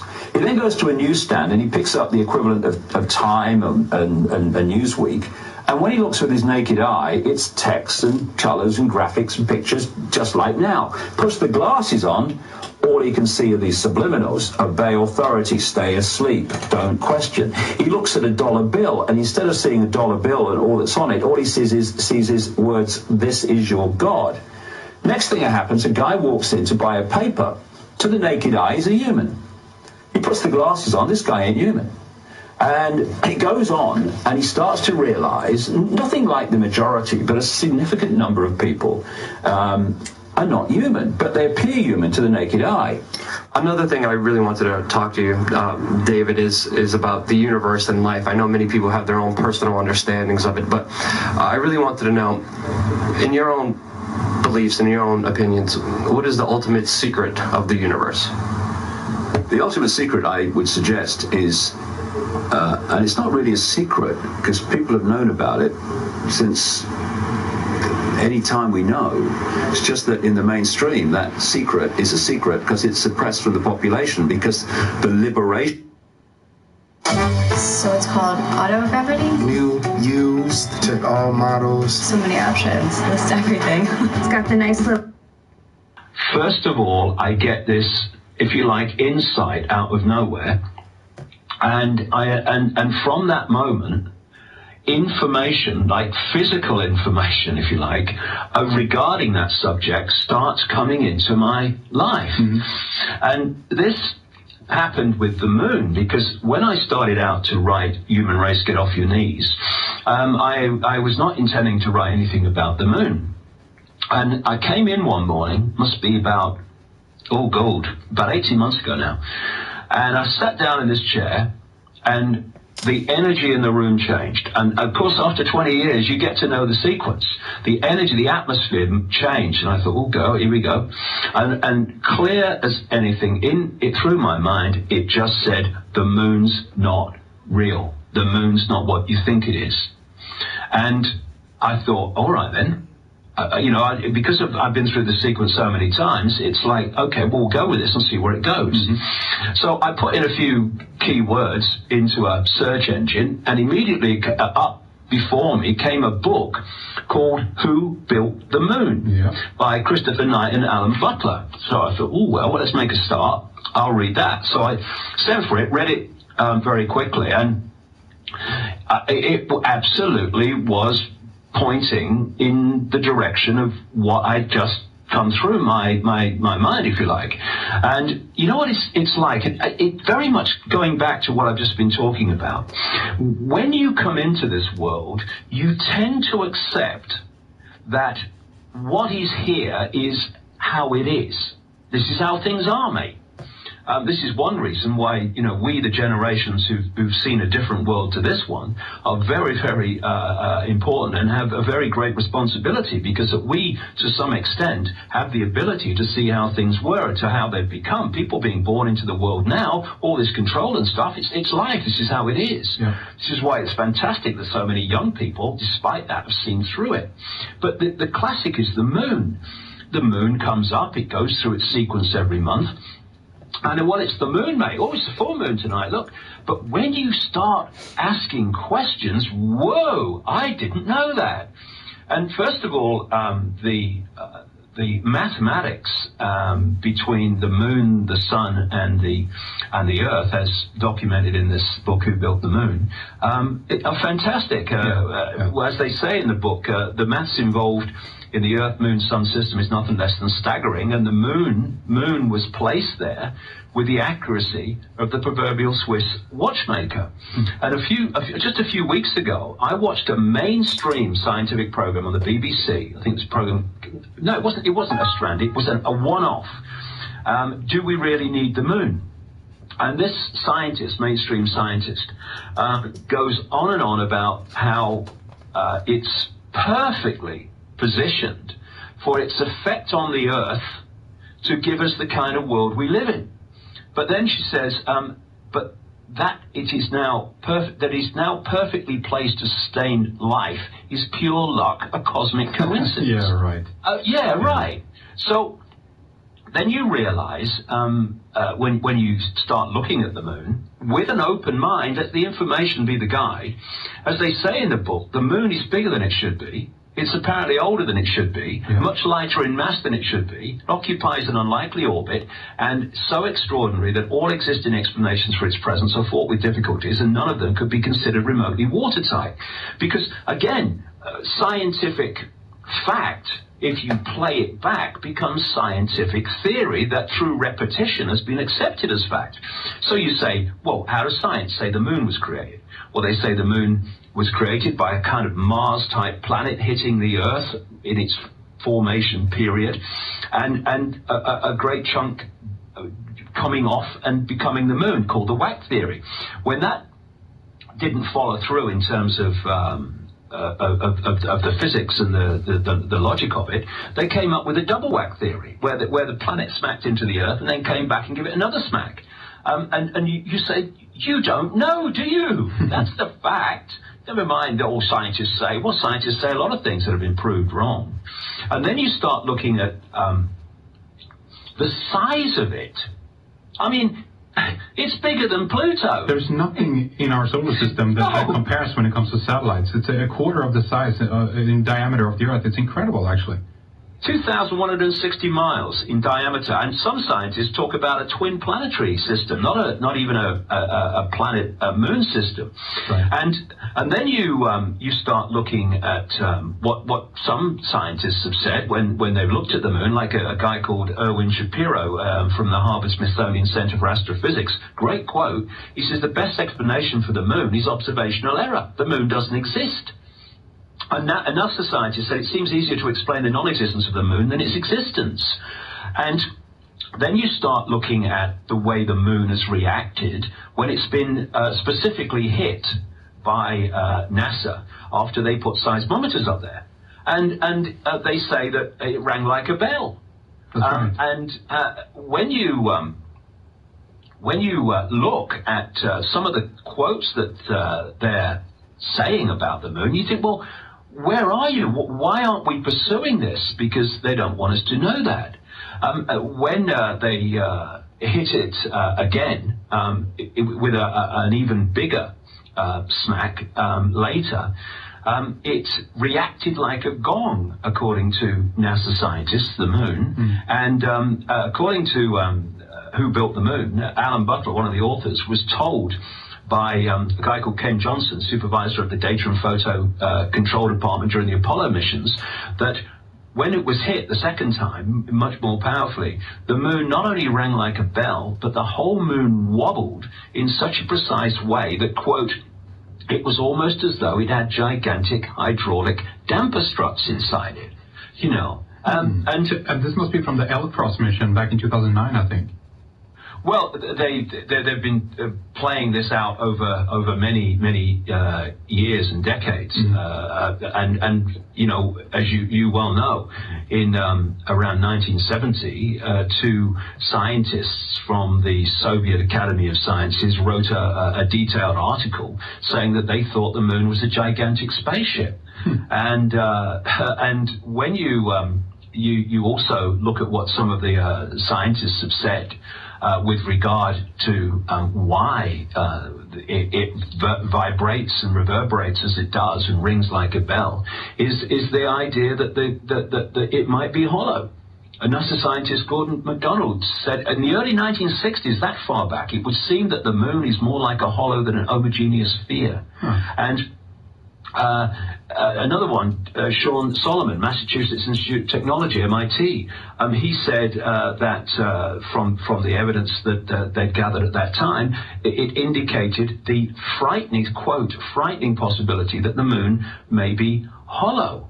And as Carl Sagan, the great cosmologist, said, a natural satellite cannot be a hollow object. And for me, again, when you can go on the internet, on YouTube, and see people like Sergeant Carl Wolf speaking from his experiences when he was a photographic engineer at the Langley Air Force Base in Virginia, of course, CIA, where he talks at the National Press Club was in Washington some few years ago, where he's and others are telling of their experiences inside the system, inside the game, if you like, of how they saw things that the public's never been told about. And of course, Sergeant Carl Wolf talked about the fact that he went over to an area in the Langley Air Force Base where he needed to do some repair work. And he was in the area where they were putting together what he called mosaics, like pictures from different passes of the moon, over the moon, and then they were putting them together to make a whole picture. And he said that the guy over there showed him pictures and said, we found a base on the moon. He said, I saw the base on the moon and many other strange structures, like incredibly high, almost like towers, obelisk-like towers, and domes, and what have you. And other people talked at that event in Washington about how NASA was airbrushing out these things before pictures were released to the public. And it's very clear that there's a lot of activity on the surface of the moon. But what I'm saying, Henrik, is that's one aspect of it, yes. But what's the real key is inside the moon. Because inside the moon is where it's all going on. Of course, there are things on the surface. Inside is where it's going on. And sorry, David. Go ahead, mate. Do you believe that it's are we talking about a technology being, broadcasted, emanated from the moon to planet Earth, or how do you perceive that to? Yes, absolutely. Yes, and I think it's connected in that to Saturn. And what I found interesting was a year after this book came out, where I said that the moon was broadcasting a frequency field, which was having two effects. Part of it was blocking information we would normally decode, and the other thing it was doing was giving us information to create a false reality. In the Matrix movie, if you change, when Morpheus is explaining the facts of the Matrix to Neo for the first time, if you take the quote and just put moon inside it, you pretty much got where I'm going with this. Because the quote was, the Matrix, what I say, the moon matrix is everywhere. It is all around us. Even now in this very room. You can see it when you look out your window or you turn on your television. You can feel it when you go out to work, or when you go to church, when you pay your taxes. It is the world that has been pulled over your eyes to blind you from the truth. And that's what I'm saying this moon matrix is doing. And like I say, what I found interesting was when I had obviously written the book, it had come out, and just like, I think it was like 2 months ago, it's been out about 9 months now, I got this email from a lady, I think she was in Brazil, and she said, have you read a book called Earth by Barbara Marciniak? Now, I met Barbara Marciniak back in the 1990s. She became well known in that kind of arena for channeling information from what was said to be a Pleiadian source or a Pleiadian consciousness. So that's what was said. And she produced some books, an excellent one I thought called Bringers of the Dawn, but the other one called Earth I'd not read, even though, funnily enough, I had it. on my bookshelf. So what she said was, here's some page numbers. I've just read your book, Human Race Get Off Your Knees. Here's some page numbers.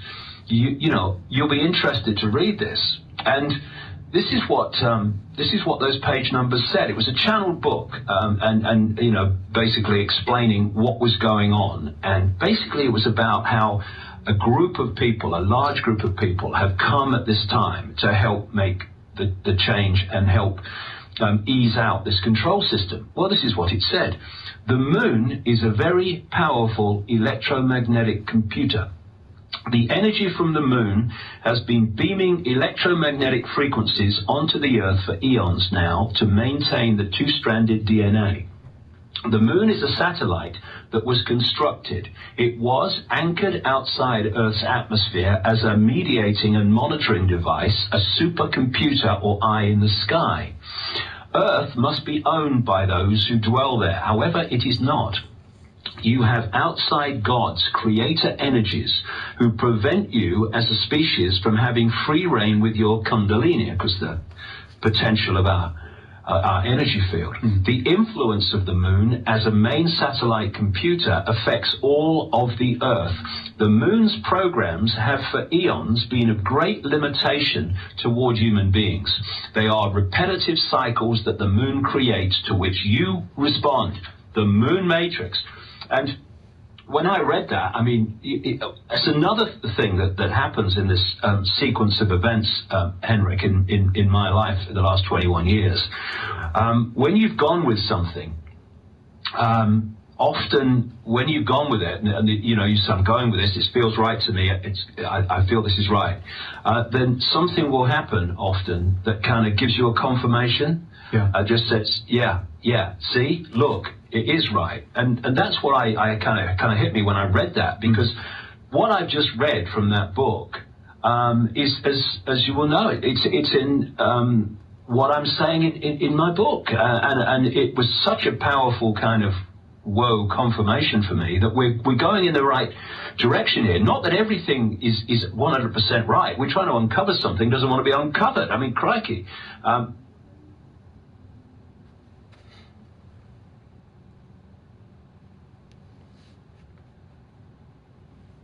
Yo. But the theme, the direction we're going here.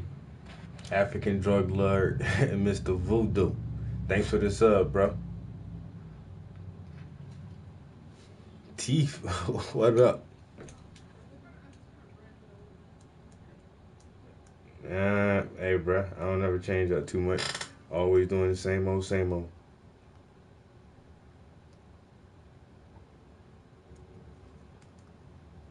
I'm ready to eat something now. How long I've been here? 2.5 hours? Phew. I'm hungry now, guys. Damn.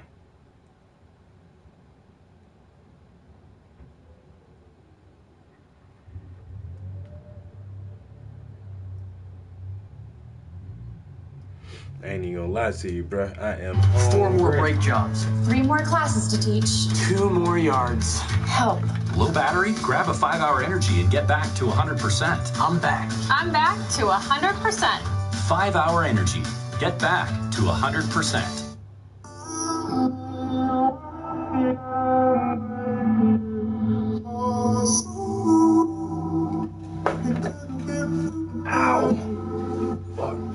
Okay, PlayStation, don't rush me. See how the PlayStation be doing me like that?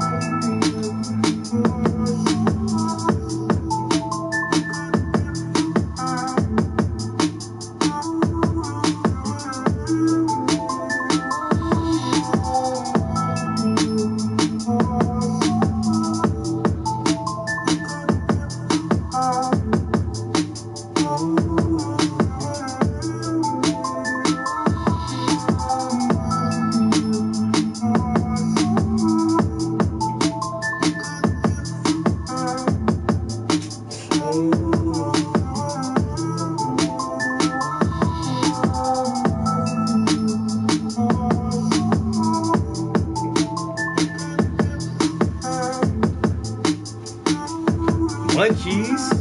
Joseph, what up, yo? Honestly, yo, I got some leftover Chinese food from last night. I'll probably just go chow down on that shit, yo.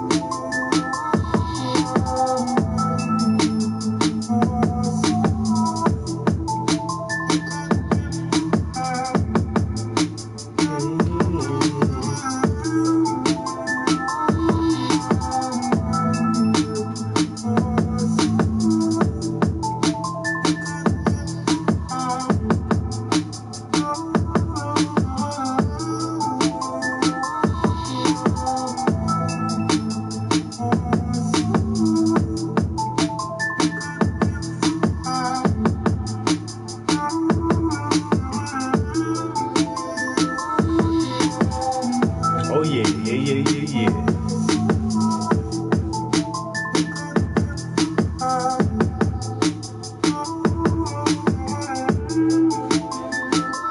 Yeah, I've been meaning to turn that shit off, but sometimes I'll forget to turn my PlayStation off. I need that rest mode so that bitch don't be on for 24 hours.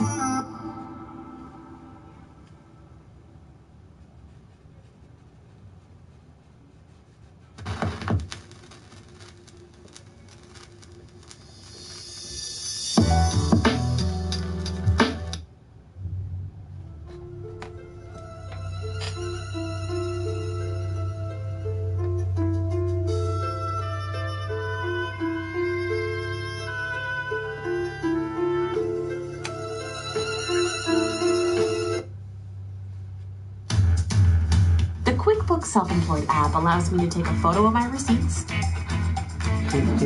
categorize my expenses, and automatically track.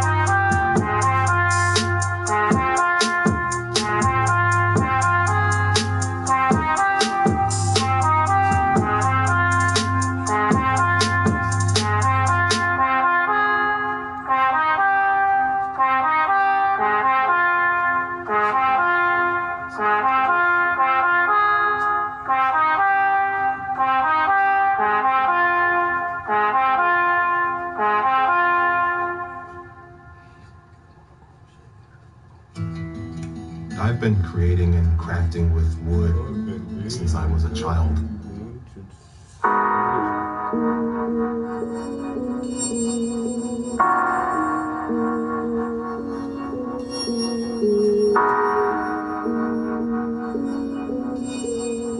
Danish Productions. Shut the fuck up!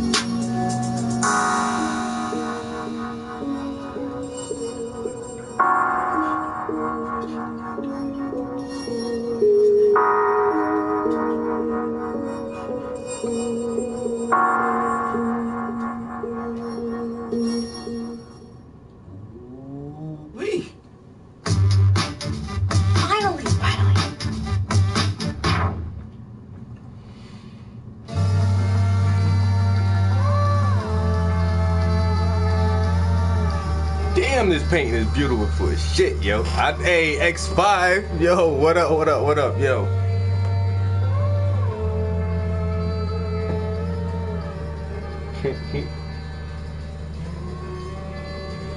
Yeah, this shit is looking beautiful.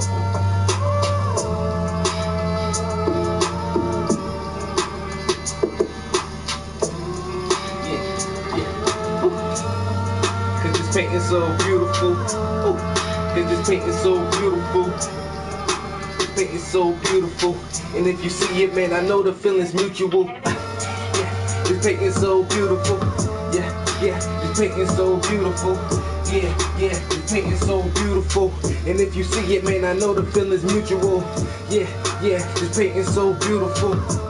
Man, this painting so beautiful. Yeah, this painting so beautiful. And if you see it, then I know the feeling's mutual. Painting so, yeah, cause this painting so, damn, this painting so. And if you see it, then I know the feelings mutual. I know the feelings mutual. Cause if you see it, then I know the feelings mutual. Damn, this painting so beautiful. Yeah, this painting so beautiful. Man, this painting so beautiful. And if you see it, then I know the feelings mutual.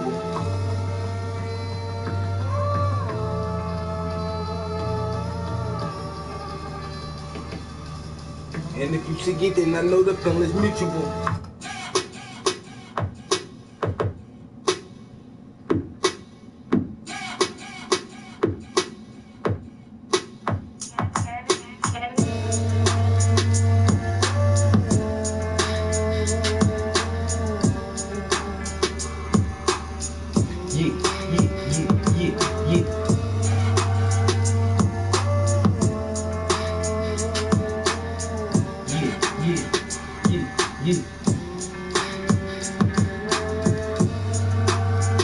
So beautiful.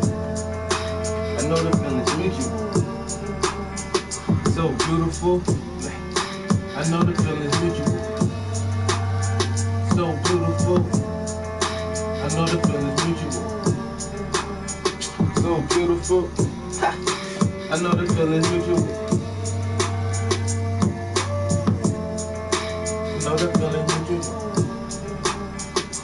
I might have to make a song out of that one.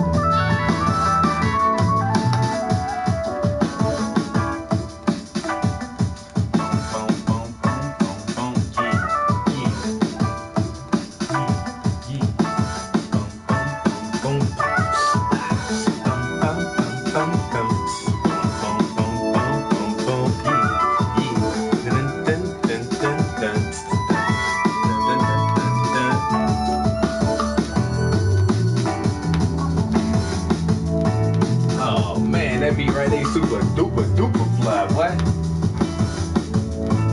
That shit super duper fly.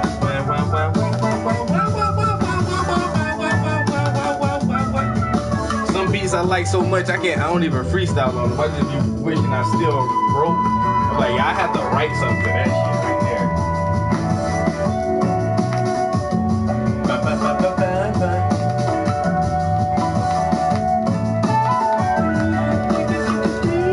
Yo, that shit is so fucking sweet, yo.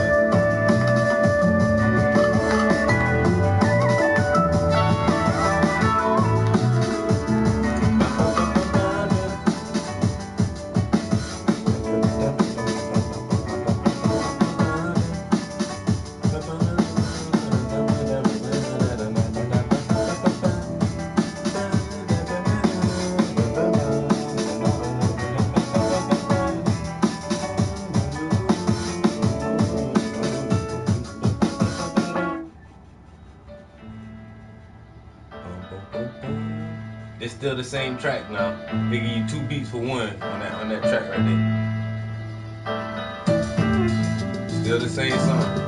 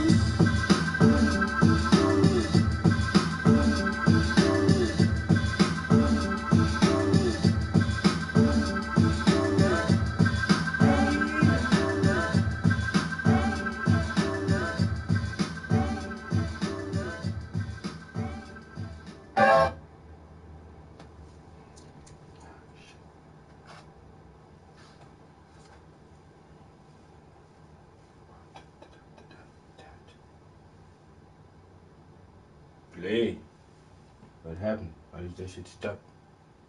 Say to me before you walk out that door. Caroline, Only the Brave is a remarkable story of America's bravest.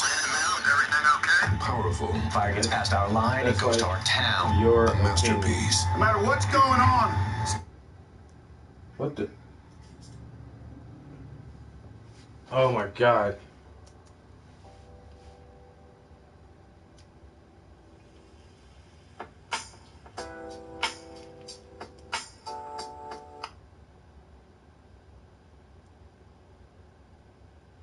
What? Why did it stop from my Bluetooth? Shit, what the fuck did I do?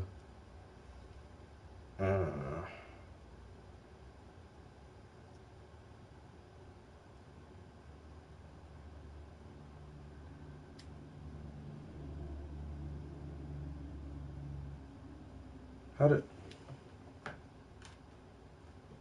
Connected to iPhone.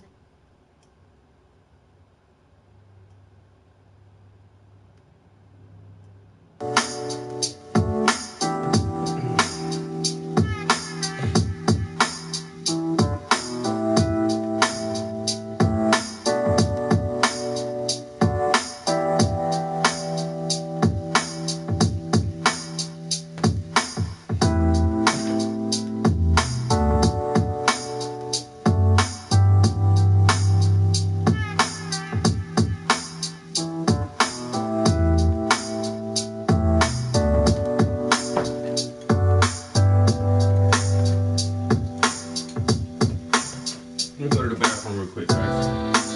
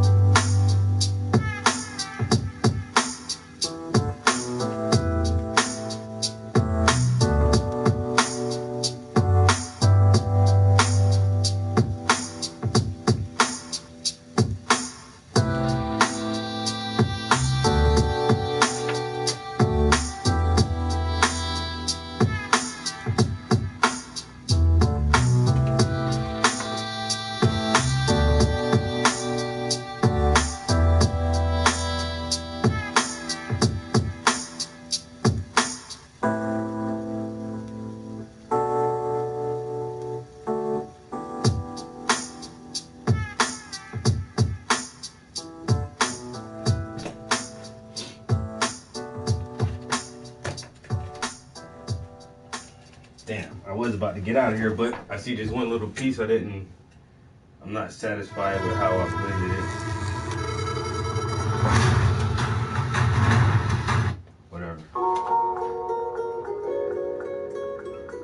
Oh, you know what beat this is, but he did like remix this beat pretty decent though. At first I was like, that's that, what you call it beat? I mean, it is, but yeah, he threw a little twist on it.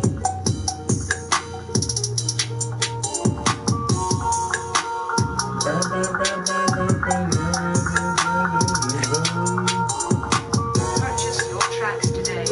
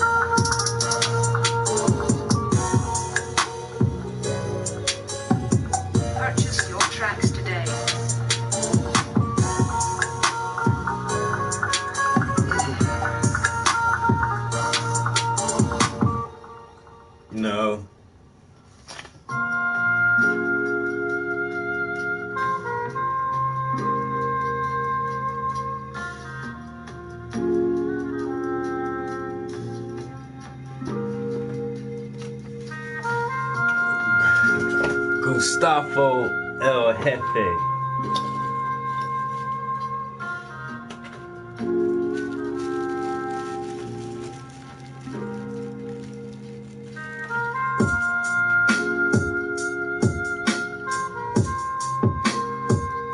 Spit me a 16.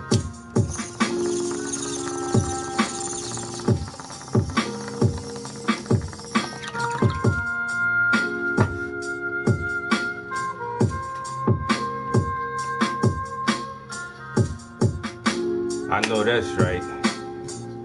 Nothing but that G thing. Yeah. Gustavo El Jefe. If I spit a 16, it could get messy. So let's just say I'ma murder this beat and leave the fucking scene before the police can come diagnose and see what the fuck happened. Because I get in tragic whenever I grab that ratchet. And no, I'm not too massive, but I still will blast it. And listen, I leave these punk bitches in the casket, verbally that is, cause really I'm peaceful. I'm just trying to ride this beat to please you, because it's peace to all my fans and every individual person that is a man, cause we all go through the same struggles, the same situations, so you know I still love you. When if these words reach you, that mean I really touched you. Man, art and education, let's one you. And I give a big hug to myself because I love myself. Yes, I love myself and I stay on point, man. Rolling them joints and I don't do stupid shit. I stay in the because if you pick it up, you bring it back. I roll it up and then it's fat. Man, I'm not really on track. It's all good, cause I'm still a Mac. Oops, I'm still a prince. That mean I'm royalty. This a slow beat, so you can hear me speak. I'm like a bird, man. Sometimes I tweet in your ear, whispering to you asleep. I'm trying to give you good dreams. In the hood seems the worst place to grow up, but it makes you humble. So on and so what? That's where I came from, them darkest of the alleys. Standing on the corner right here, rocking them valleys, and bitches popping pills, and them niggas doing Mally. It's all good, man, really. A little 16, a little something for you. That was kind of sloppy. I should have waited for a better beat, man. Now you got me ready to rhyme, man. Oh, I'll be back. Now yeah, I got paint on my hand, and then I just got paint on my damn phone. That's why I gotta keep a goddamn screensaver on this shit, man. I get paint everywhere. 0 down and 369. I look at that shit like, what the fuck? Complex. What we got right here?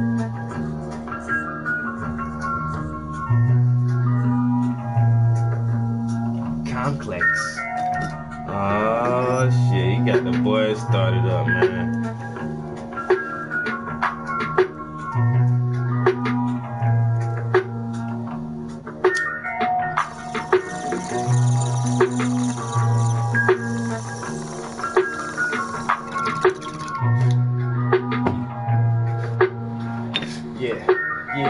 Yeah, so don't make it complex, we can make it, don't make it, yeah, don't make it, yeah, don't make it complex, we can change the concept, yeah, don't make it complex, we can change the concepts, yeah, don't make it, yeah, don't make it complex, we can change the concepts, yeah, don't make it, yeah.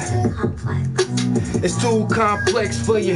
Fuck that, nigga. Pick up a thesaurus if you can't understand this verbal horosaurus that I'm throwing at you, man. Listen, I deserve applause for the words that I speak. Yeah, every time the mind. Oh, why the fuck I can't get it? Hold on, it's coming. Yo, make it complex. Don't make it complex. Gotta keep it simple if you wanna listen to the instrumental. Yeah. Every single word is a riddle, but I still play this beat like a fiddle. Don't make it complex, keep it simple. cause every single word is a riddle.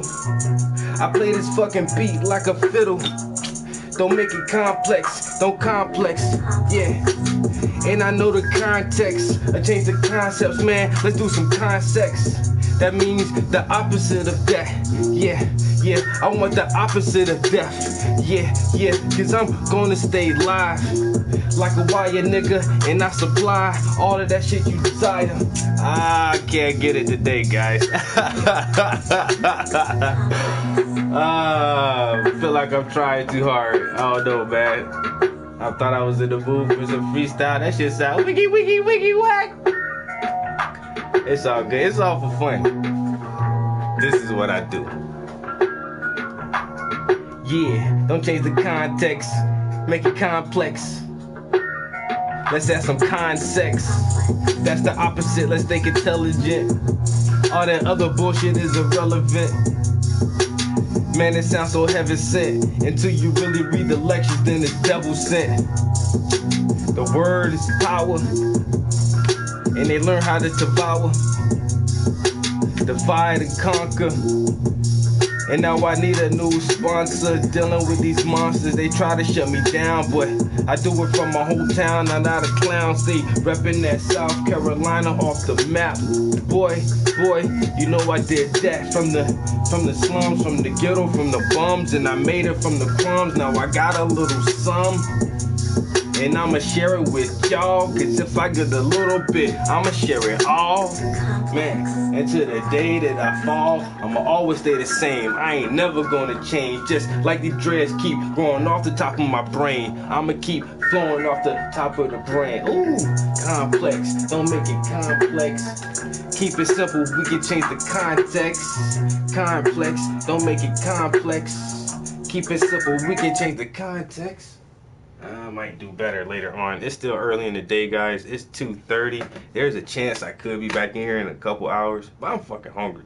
That's probably what's wrong with me. I can't think right. I'm starving. I literally have not eaten anything today. I got it this morning. I went to the gym. I ran a couple errands. I came home. I took a little quick nap. I got up. I did a chore. And then I came right in the studio. I did have a cereal bar and a soda. That's not enough. I'm fucking starving. Alright, guys. I appreciate everybody coming through here. Hey, Gustavo. I get you a better one next time. I be flowing sometimes, man. I gotta be in the zone for that shit. But, yo, appreciate you coming through, checking me out, man. Happy you subscribe to the channel, man. Stay tuned to keep up with all the art I'm working on, man. I got tons of projects coming and tons of dope ass art. So with that being said, yo, once again, guys, you guys are awesome. I turn the camera on for you guys, because if the camera's off, I'm gonna still be in here painting, listening to beats, and trying to freestyle. You know what I'm saying? So when I turn the camera on and people watch, I do find it amazing that you guys find some enjoyment in my art and the conversations and the different kind of lectures and stuff that I listen to. So it's always a fun time. Wow, push past 3 hours. That's what's up. All right, guys, peace. Until next time. Oh, don't forget to follow Paintings by the Prince on all your social media. Facebook, Instagram, Twitter, Tumblr, DeviantArt, all that good shit like that. Paintings by the Prince. Holla at me and check out my new art. Peace.